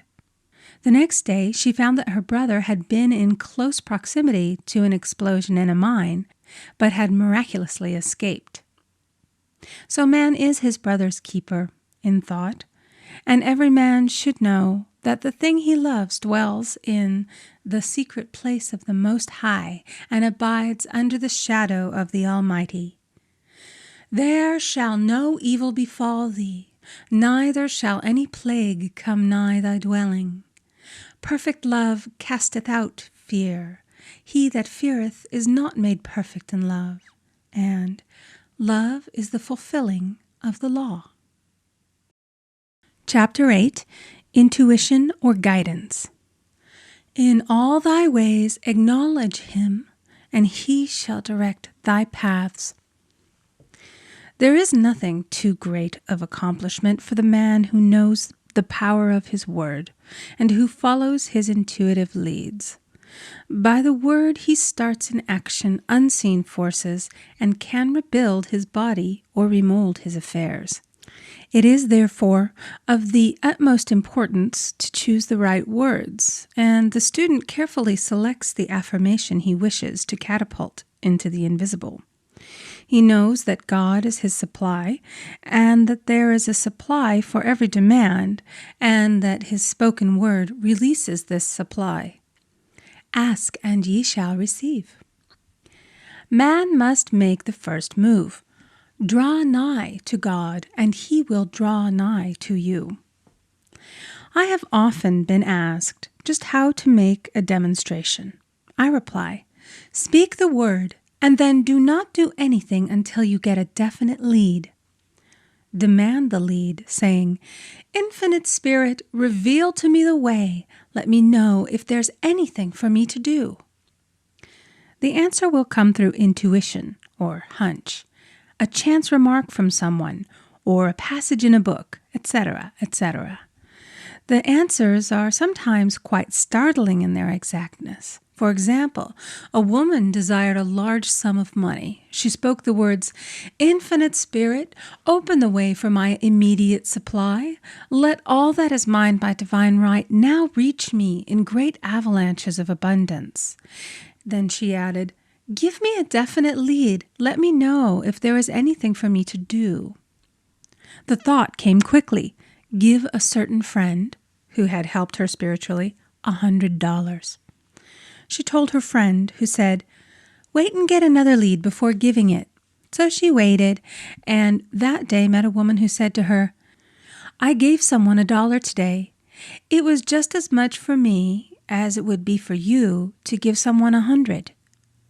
This was indeed an unmistakable lead, so she knew she was right in giving the $100. It was a gift which proved a great investment, for shortly after that, a large sum of money came to her in a remarkable way. Giving opens the way for receiving. In order to create activity in finances, one should give. Tithing, or giving 1/10 of one's income, is an old Jewish custom and is sure to bring increase. Many of the richest men in the country have been tithers and have never known it to fail as an investment. The 10th part goes forth and returns blessed and multiplied, but the gift or tithe must be given with love and cheerfulness, for God loveth a cheerful giver. Bills should be paid cheerfully. All money should be sent forth fearlessly and with a blessing. This attitude of mind makes man master of money. It is his to obey, and his spoken word then opens vast reservoirs of wealth. Man himself limits his supply by his limited vision. Sometimes the student has a great realization of wealth, but is afraid to act. The vision and action must go hand in hand, as in the case of the man who bought the fur-lined overcoat. A woman came to me asking me to speak the word for a position. So I demanded, Infinite Spirit, open the way for this woman's right position. Never ask for just a position. Ask for the right position, the place already planned in divine mind, as it is the only one that will give satisfaction. I then gave thanks that she had already received, and that it would manifest quickly. Very soon she had 3 positions offered her, 2 in New York and 1 in Palm Beach, and she did not know which one to choose. I said, ask for a definite lead. The time was almost up and was still undecided when one day she telephoned. When I woke up this morning, I could smell Palm Beach.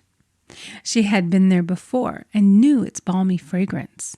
I replied, well, if you can smell Palm Beach from here, it's certainly your lead.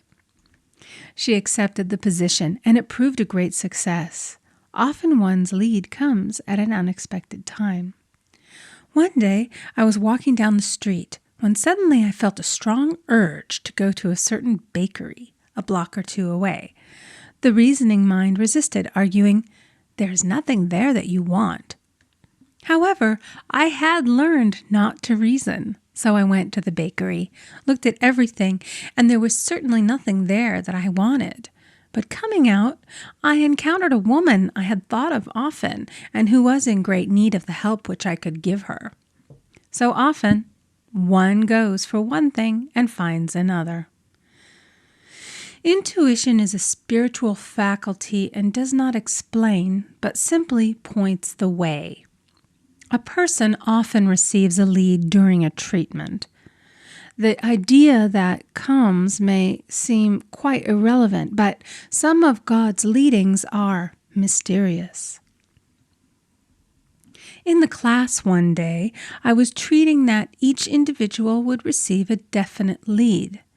A woman came to me afterwards and said, "While you were treating, I got the hunch to take my furniture out of storage and get an apartment." The woman had come to be treated for health. I told her I knew in getting a home of her own, her health would improve. And I added, "I believe your trouble, which is a congestion, has come from having things stored away. Congestion of things causes congestion in the body. You have violated the law of use, and your body is paying the penalty." So I gave thanks that divine order was established in her mind, body, and affairs. People little dream of how their affairs react on the body. There is a mental correspondence for every disease. A person might receive instantaneous healing through the realization of his body being a perfect idea in divine mind, and therefore whole and perfect, but if he continues his destructive thinking, hoarding, hating, fearing, condemning, the disease will return. Jesus Christ knew that all sickness came from sin, but admonished the leper after the healing to go and sin no more, lest a worse thing come upon him. So man's soul, or subconscious mind, must be washed whiter than snow for permanent healing. And the metaphysician is always delving deep for the correspondence. Jesus Christ said, "Condemn not, lest ye also be condemned. Judge not, lest ye be judged." Many people have attracted disease and unhappiness through the condemnation of others. What man condemns in others, he attracts to himself. For example, a friend came to me in anger and distress because her husband had deserted her for another woman. She condemned the other woman and said continually, "She knew he was a married man.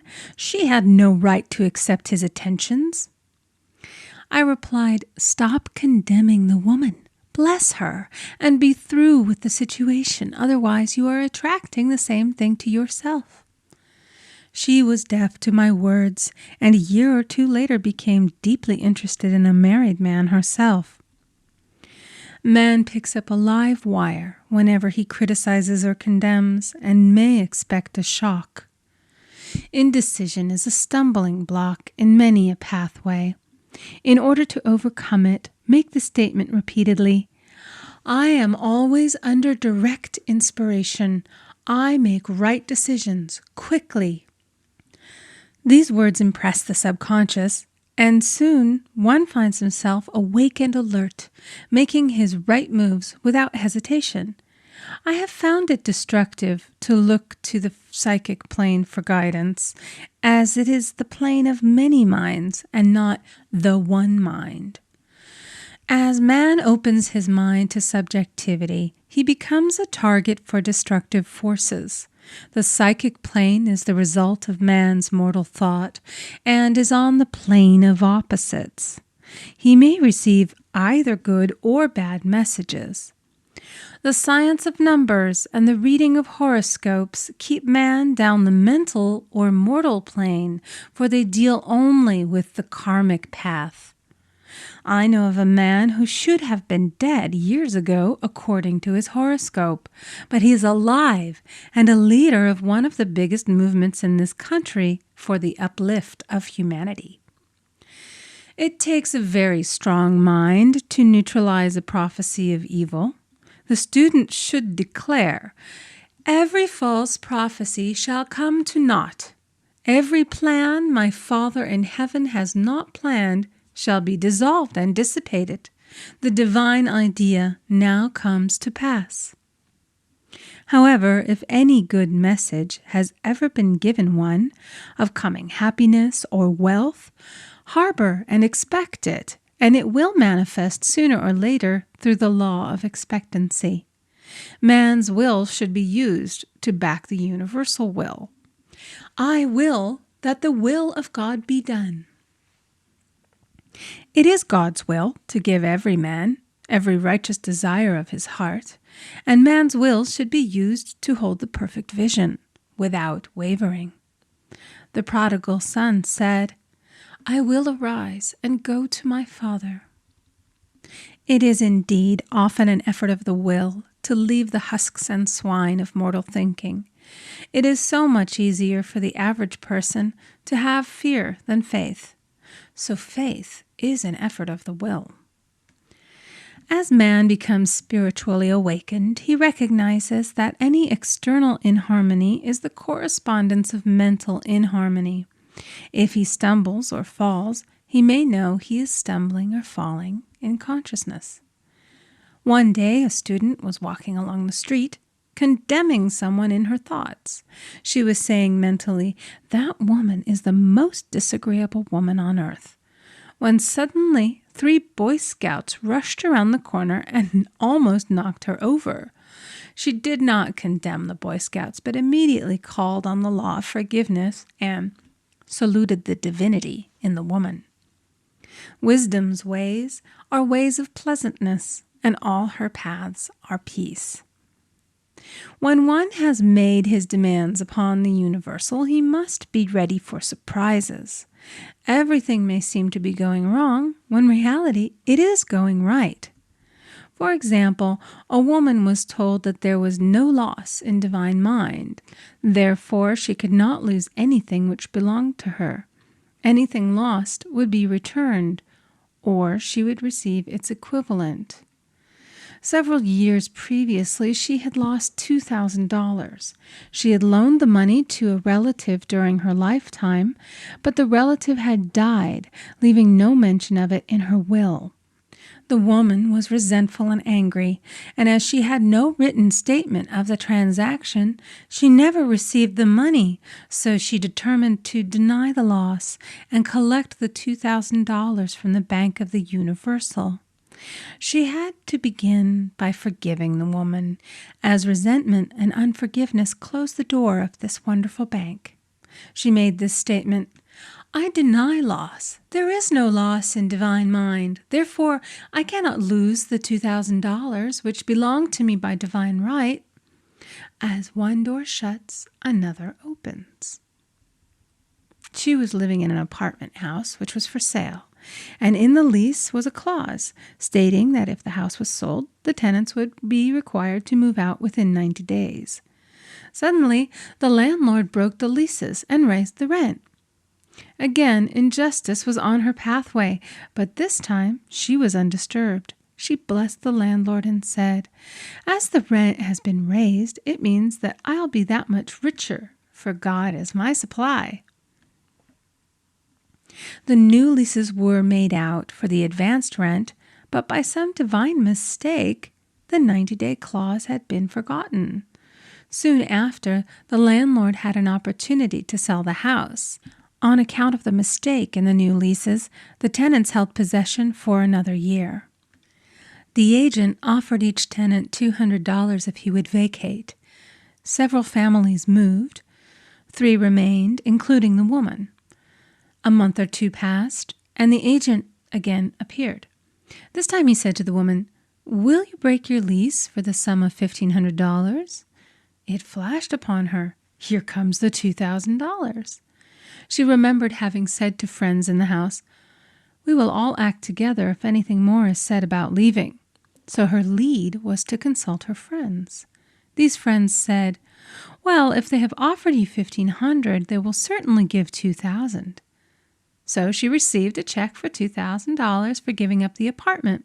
It was certainly a remarkable working of the law, and the apparent injustice was merely an opening for the way for her demonstration.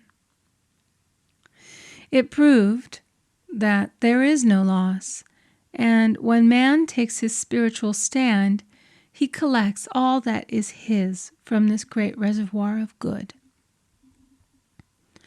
I will restore to you the years the locusts have eaten. The locusts are the doubts, fears, resentments, and regrets of mortal thinking. These adverse thoughts alone rob man, for no man gives to himself but himself, and no man takes away from himself but himself. Man is here to prove God and to bear witness to the truth. And he can only prove God by bringing plenty out of lack and justice out of injustice. Prove me now herewith, saith the Lord of hosts, if I will not open you the windows of heaven and pour out a blessing, that there shall be not room enough to receive it.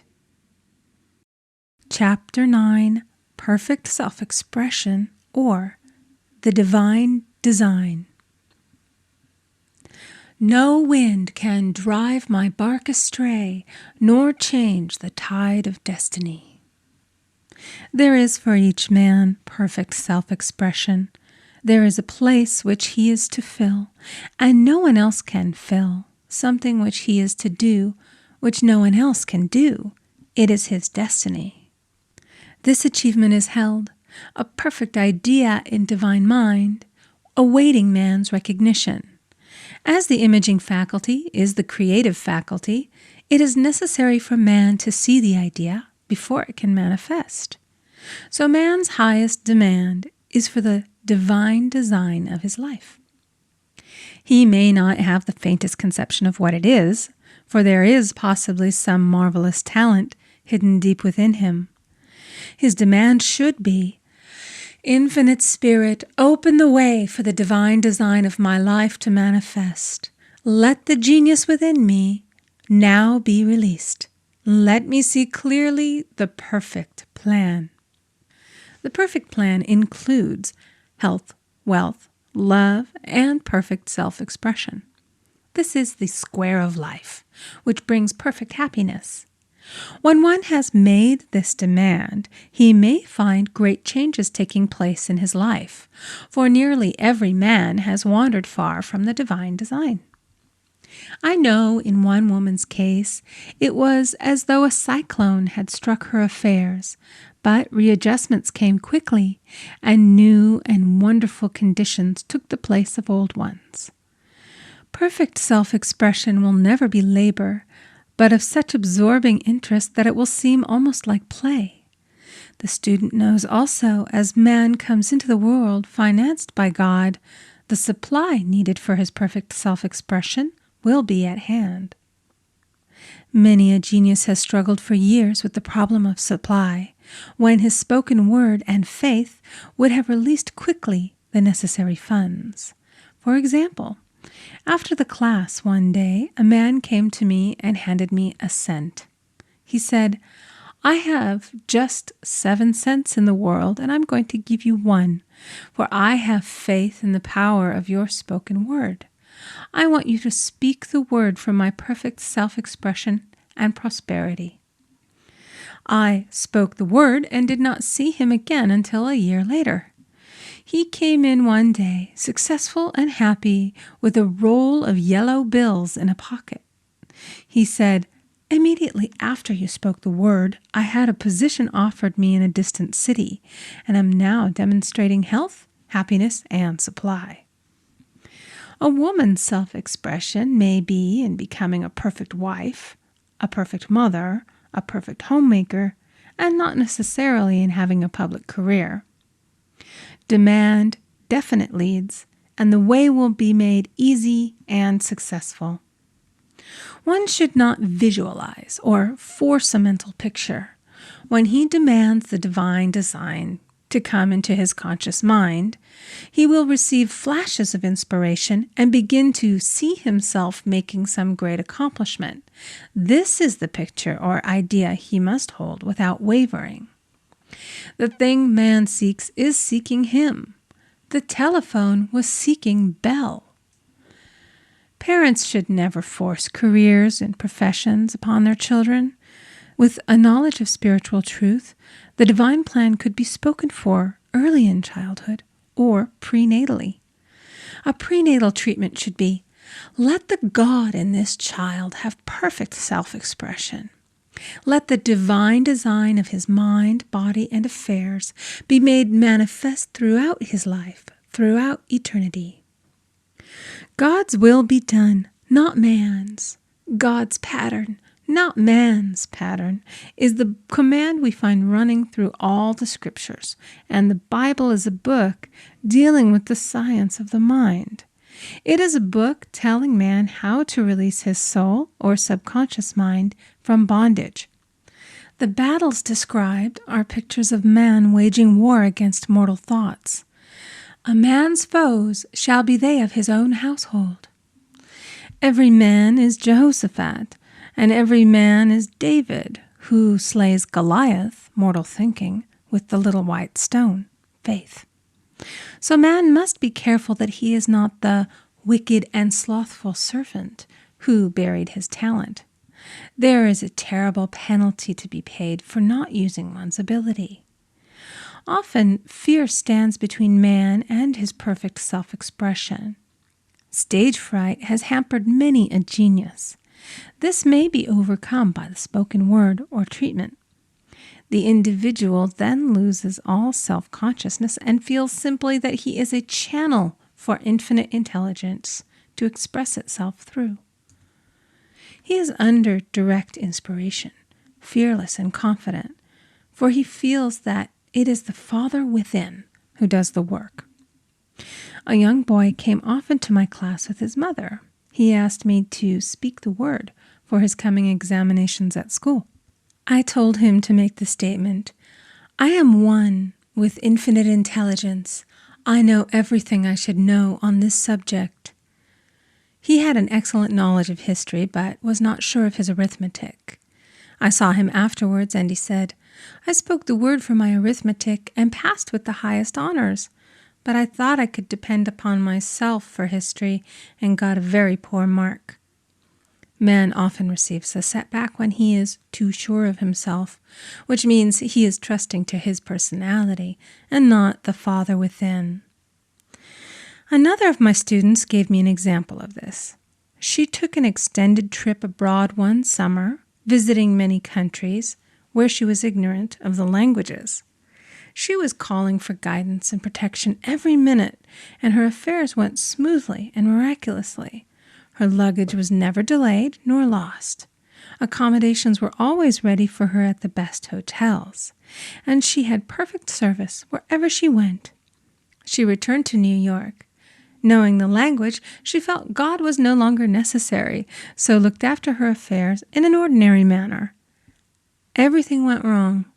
Her trunks delayed, amid inharmony and confusion. The student must form the habit of practicing the presence of God every minute. In all thy ways acknowledge him. Nothing is too small or too great. Sometimes an insignificant incident may be the turning point in a man's life. Robert Fulton, watching some boiling water simmering in a tea kettle, saw a steamboat. I have seen a student often keep back his demonstration through resistance or pointing the way. He pins his faith to one channel only and dictates just the way he desires the manifestation to come, which brings things to a standstill. My way, not your way, is the command of infinite intelligence. Like all power, be it steam or electricity, it must have a non-resistant engine or instrument to work through, and man is that engine or instrument. Over and over again, man is told to stand still. O Judah, fear not, but tomorrow go out against them, for the Lord will be with you. You shall not need to fight this battle. Set yourselves, stand ye still, and see the salvation of the Lord with you. We see this in the incidents of the $2,000 coming to the woman through the landlord when she became non-resistant and undisturbed, and the woman who won the man's love after all suffering had ceased. The student's goal is poise. Poise is power, for it gives God power a chance to rush through man, to will and to do its good pleasure. Poised, he thinks clearly and makes right decisions quickly. He never misses a trick. Anger blurs the visions, poisons the blood, is the root of many diseases, and causes wrong decision, leading to failure. It has been named one of the worst sins, as its reaction is so harmful. The student learns that in metaphysics, sin has a much broader meaning than in the old teaching. Whatsoever is not of faith is sin. He finds that fear and worry are deadly sins. They are inverted faith, and through distorted mental pictures bring to pass the thing he fears. His work is to drive out these enemies from the subconscious mind. When man is fearless, he is finished. Maeterlinck says that man is God afraid. So as we read in the previous chapters, man can only vanquish fear by walking up to the thing he is afraid of. When Jehoshaphat and his army prepared to meet the enemy, singing, "Praise the Lord, for his mercy endureth forever," they found their enemies had destroyed each other, and there was nothing to fight. For example, a woman asked a friend to deliver a message to another friend. The woman feared to give the message, as the reasoning mind said, "Don't get mixed up in this affair. Don't give that message." She was troubled in spirit, for she had given her promise. At last she determined to walk up to the lion and call on the law of divine protection. She met the friend to whom she was to deliver the message. She opened her mouth to speak it when her friend said, "So-and-so has left town." This made it unnecessary to give the message, as the situation depended upon the person being in town. As she was willing to do it, she was not obliged to. As she did not fear, the situation vanished. The student often delays his demonstration through a belief in incompletion. He should make this statement: "In divine mind, there is only completion. Therefore, my demonstration is completed. My perfect word, my perfect home, my perfect health." Whatever he demands are perfect ideas registered in divine mind and must manifest under grace in a perfect way. He gives thanks he has already received on the invisible and makes active preparation for receiving on the visible. One of my students was in need of a financial demonstration. She came to me and asked why it was not completed. I replied, "Perhaps you are in the habit of leaving things unfinished, and the subconscious has gotten into the habit of not completing. As the without, so the within." She said, "You are right. I often begin things and never finish them. I'll go home and finish something I commenced weeks ago, and I know it will be symbolic of my demonstration." So she sewed assiduously, and the article was soon completed. Shortly thereafter, the money came in a most curious manner. Her husband was paid his salary twice that month. He told the people of their mistake, and they sent word to keep it. When man asks, believing, he must receive, for God creates his own channels. I have been sometimes asked, suppose one has several talents. How is he to know which one to choose? Demand to be shown definitely. Say, "Infinite Spirit, give me a definite lead. Reveal to me my perfect self-expression. Show which talent I am to make use of now." I have known people to suddenly enter a new line of work and be fully equipped with little to no training, so make the statement, "I am fully equipped for the divine plan of my life," and be fearless in grasping opportunities. Some people are cheerful givers, but bad receivers. They refuse gifts through pride or some negative reason, thereby blocking their channels, and invariably find themselves eventually with little or nothing. For example, a woman who had given away a great deal of money had a gift offered her of several $1,000s. She refused to take it, saying she did not need it. Shortly thereafter, her finances were tied up, and she found herself in debt for that amount. Man should receive gracefully the bread returning to him upon the water. Freely ye have given, freely ye shall receive. There is always the perfect balance of giving and receiving, and though man should give without thinking of returns, he violates law if he does not accept the returns which come to him. For all gifts are from God, man being merely the channel. A thought of lack should never be held over the giver. For example, when the man gave me 1 cent, I did not say, "Poor man, he cannot afford to give me that." I saw him rich and prosperous with his supply pouring in. It was this thought which brought it. If one has been a bad receiver, he must become a good one, and take even a postage stamp if it is given him, and open up his channels for receiving. The Lord loveth a cheerful receiver, as well as a cheerful giver. I have often been asked why one man is born rich and healthy and another poor and sick. Where there is an effect, there is always a cause. There is no such thing as chance. This question is answered through the law of reincarnation. Man goes through many births and deaths until he knows the truth which sets him free. He is drawn back to the earth plane through unsatisfied desire, to pay his karmic debts or to fulfill his destiny. The man born rich and healthy has had pictures in his subconscious mind, in his past life, of health and riches, and the poor and sick man of disease and poverty. Man manifests, on any plane, the sum total of his subconscious beliefs. However, birth and death are man-made laws, for the wages of sin is death. The Adamic fall in consciousness through the belief in 2 powers. The real man, spiritual man, is birthless and deathless. He was never born and has never died. As he was in the beginning, he is now and shall ever be. So through the truth, man is set free from the law of karma, sin, and death, and manifests the man made in his image and likeness. Man's freedom comes through fulfilling his destiny, bringing into manifestation the divine design of his life.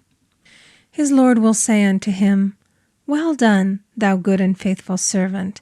Thou hast been faithful over a few things. I will make thee ruler over many things," death itself. "Enter thou into the joy of thy Lord, eternal life."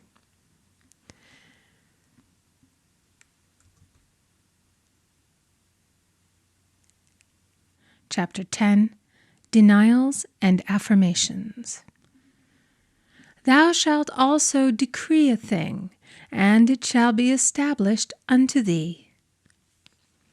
All the good that is to be made manifest in man's life is already an accomplished fact in divine mind, and is released through man's recognition or spoken word. So he must be careful to decree that only the divine idea be made manifest, for often he decrees through his idle words failure or misfortune. It is therefore of the utmost importance to word one's demands correctly, as stated in a previous chapter. If one desires a home, friend, position, or any other good thing, make the demand for the divine selection. For example, Infinite Spirit, open the way for my right home, my right friend, my right position. I give thanks that it now manifests under grace in a perfect way. The latter part of this statement is most important. For example, I knew a woman who demanded $1,000. Her daughter was injured, and they received $1,000 indemnity, so it did not come in a perfect way. The demand should have been worded in this way: Infinite Spirit, I give thanks that the $1,000, which is mine by divine right, is now released and reaches me under grace in a perfect way. As one grows in a financial consciousness, he should demand that the enormous sums of money which are his by divine right reach him under grace in perfect ways. It is impossible for man to release more than he thinks is possible, for one is bound by the limited expectancies of the subconscious. He must enlarge his expectancies in order to receive in a larger way. Man so often limits himself in his demands. For example, a student made the demands for $600 by a certain date. He did receive it, but heard afterwards that he came very near receiving $1,000, but he was given just $600 as a result of his spoken word. They limited the Holy One of Israel. Wealth is a matter of consciousness. The French have a legend giving an example of this. A poor man was walking along a road when he met a traveler, who stopped him and said, "My good friend, I see that you are poor. Take this gold nugget, sell it, and you will be rich all your days." The man was overjoyed at his good fortune and took the nugget home. He immediately found work and became so prosperous that he did not sell the nugget. Years passed, and he became a very rich man. One day he met a poor man on the road. He stopped him and said, "My good friend, I will give you this gold nugget, which, if you sell, will make you rich for life." The mendicant took the nugget, had it valued, and found it was only brass. So we see, the first man became rich through feeling rich, thinking the nugget was gold. Every man has within him a gold nugget. It is his consciousness of gold, of opulence, which brings riches into his life. In making his demands, man begins at his journey's end. That is, he declares he has already received. "Before ye call, I shall answer." Continually affirming establishes the belief in the subconscious. It would not be necessary to make an affirmation more than once if one had perfect faith. One should not plead or supplicate, but give thanks repeatedly that he has received. The desert shall rejoice and blossom as the rose. This rejoicing, which is yet in the desert state of consciousness, opens the way for release. The Lord's Prayer is in the form of command and demand. "Give us this day our daily bread, and forgive us our debts as we forgive our debtors," and ends in praise. "For thine is the kingdom and the power and the glory forever. Amen. Concerning the works of my hands, command ye me." So prayer is command and demand, praise and thanksgiving.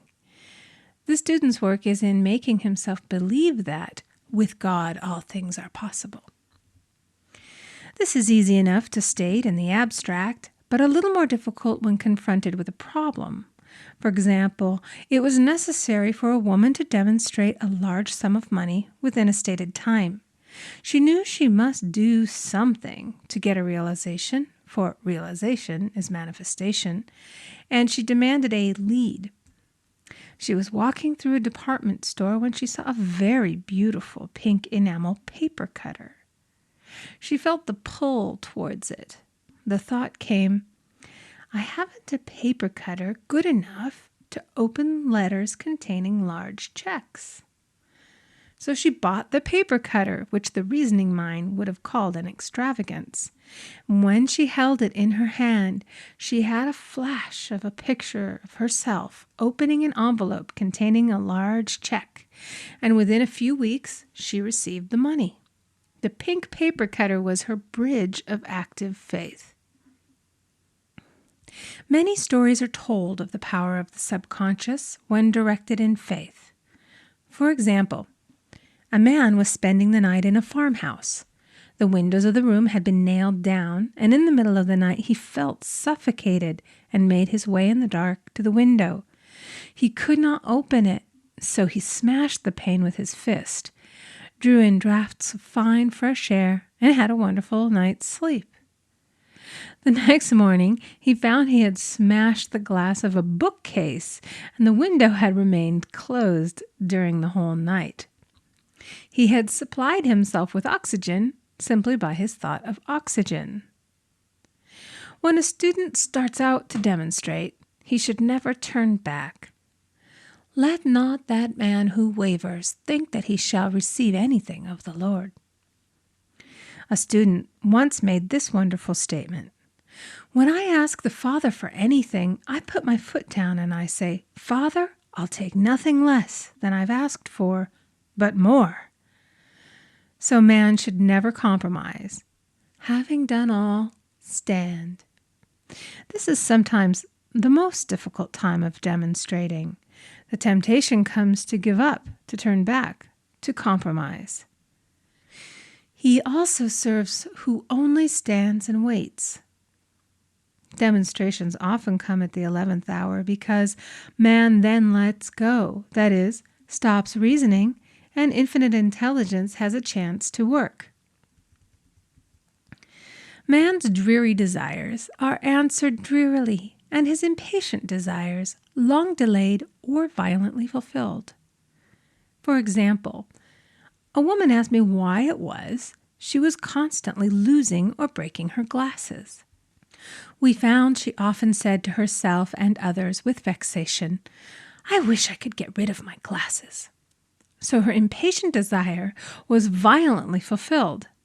What she should have demanded was perfect eyesight, but what she registered in the subconscious was simply the impatient desire to be rid of her glasses, so they were continually being broken or lost. Two attitudes of mind cause loss: depreciation, as in the case of the woman who did not appreciate her husband, or fear of loss, which makes a picture of loss in the subconscious. When a student is able to let go of his problem, cast his burden, he will have instantaneous manifestation. For example, a woman was out during a very stormy day, and her umbrella was blown inside out. She was about to make a call on some people whom she had never met, and she did not wish to make her first appearance with a dilapidated umbrella. She could not throw it away, as it did not belong to her. So in desperation, she exclaimed, "Oh God, you take charge of this umbrella. I don't know what to do." A moment later, a voice behind her said, "Lady, do you want your umbrella mended?" There stood an umbrella mender. She replied, "Indeed I do." The man mended the umbrella while she went into the house to pay her call, and when she returned, she had a good umbrella.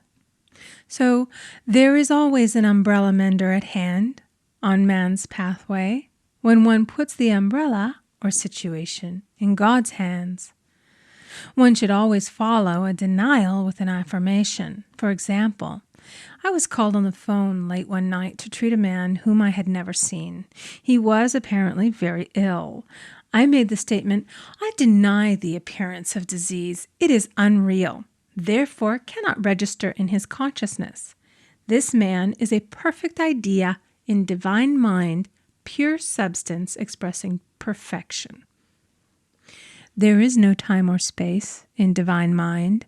Therefore, the word reaches instantly its destination and does not return void. I have treated patients in Europe and have found that the result was instantaneous. I am asked so often the difference between visualizing and visioning. Visualizing is a mental process governed by the reasoning or conscious mind. Visioning is a spiritual process governed by intuition or the superconscious mind. The student should train his mind to receive these flashes of inspiration and work out the divine pictures through definite leads. When a man can say, "I desire only that which God desires for me," his false desires fade from the consciousness, and a new set of blueprints is given him by the master architect, the God within.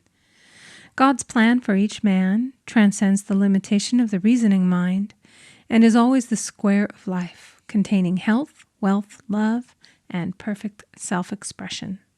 Many a man is building for himself in imagination a bungalow when he should be building a palace. If a student tries to force a demonstration, through the reasoning mind. He brings it to a standstill. I will hasten it, saith the Lord. He should act only through intuition or definite leads. Rest in the Lord and wait patiently. Trust also in Him, and He will bring it to pass. I have seen the law work in the most astonishing manner. For example, a student stated that it was necessary for her to have $100 by the following day. It was a debt of vital importance which had to be met. I spoke the word, declaring Spirit was never too late, and that the supply was at hand. That evening she phoned me of the miracle. She said that the thought came to her to go to her safety deposit box at the bank to examine some papers. She looked over the papers, and at the bottom of the box was a new $100 bill. She was astounded, and she said she knew she had never put it there, for she had gone through the papers many times. It may have been a materialization, as Jesus Christ materialized the loaves and fishes. Man will reach the stage where his word is made flesh, or materialized instantly. The fields ripe with the harvest will manifest immediately, as in all of the miracles of Jesus Christ. There is a tremendous power alone in the name Jesus Christ. It stands for truth made manifest. He said, "Whatsoever ye ask the Father in my name, He will give it to you." The power of this name raises the student into the fourth dimension, where he is freed from all astral and psychic influences, and he becomes unconditioned and absolute, as God Himself is unconditioned and absolute. I have seen many healings accomplished by using the words, "in the name of Jesus Christ." Christ was both person and principle, and the Christ within each man is his Redeemer and salvation. The Christ within is his own fourth-dimensional self, the man made in God's image and likeness. This is the self which has never failed, never known sickness or sorrow, was never born, and has never died. It is the resurrection and the life of each man. No man cometh to the Father save by the Son, means that God, the universal, working on the place of the particular, becomes the Christ in man. And the Holy Ghost means God in action. So daily, man is manifesting the Trinity of the Father, Son, and Holy Ghost. Man should make an art of thinking. The master thinker is an artist and is careful to paint only the divine designs upon the canvas of his mind. And he paints these pictures with masterly strokes of power and decision, having perfect faith that there is no power to mar their perfection, and that they shall manifest in his life the ideal made real. All power is given man through right thinking, to bring his heaven upon his earth, and this is the goal of the game of life. The simple rules are fearless faith, non-resistance, and love. May each reader be now freed from that thing which has held him in bondage through the ages, standing between him and his own, and know the truth which makes him free. Free to fulfill his destiny, to bring into manifestation the divine design of his life, health, wealth, love, and perfect self-expression. Be ye transformed by the renewing of your mind. Chapter 11. Denials and Affirmations. For prosperity. God is my unfailing supply, and large sums of money come to me quickly, under grace, in perfect ways. For right conditions. Every plan my Father in heaven has not planned shall be dissolved and dissipated, and the divine idea now comes to pass. For right conditions. Only that which is true of God is true of me, for I and the Father are one. For faith. As I am one with God, I am one with my good, for God is both the giver and the gift. I cannot separate the giver from the gift. For right conditions. Divine love now dissolves and dissipates every wrong condition in my mind, body, and affairs. Divine love is the most powerful chemical in the universe and dissolves everything which is not of itself. For health. Divine love fills my consciousness with health, and every cell in my body is filled with light. For the eyesight. My eyes are God's eyes. I see with the eyes of spirit. I see clearly the open way. There are no obstacles on my pathway. I see clearly the perfect plan. For guidance. I am divinely sensitive to my intuitive leads and give instant obedience to thy will. For the hearing. My ears are God's ears. I hear with the ears of spirit. I am non-resistant and am willing to be led. I hear glad tidings of great joy. For right work. I have a perfect work in a perfect way. I give a perfect service for perfect pay. For freedom from all bondage. I cast this burden on the Christ within, and I go free.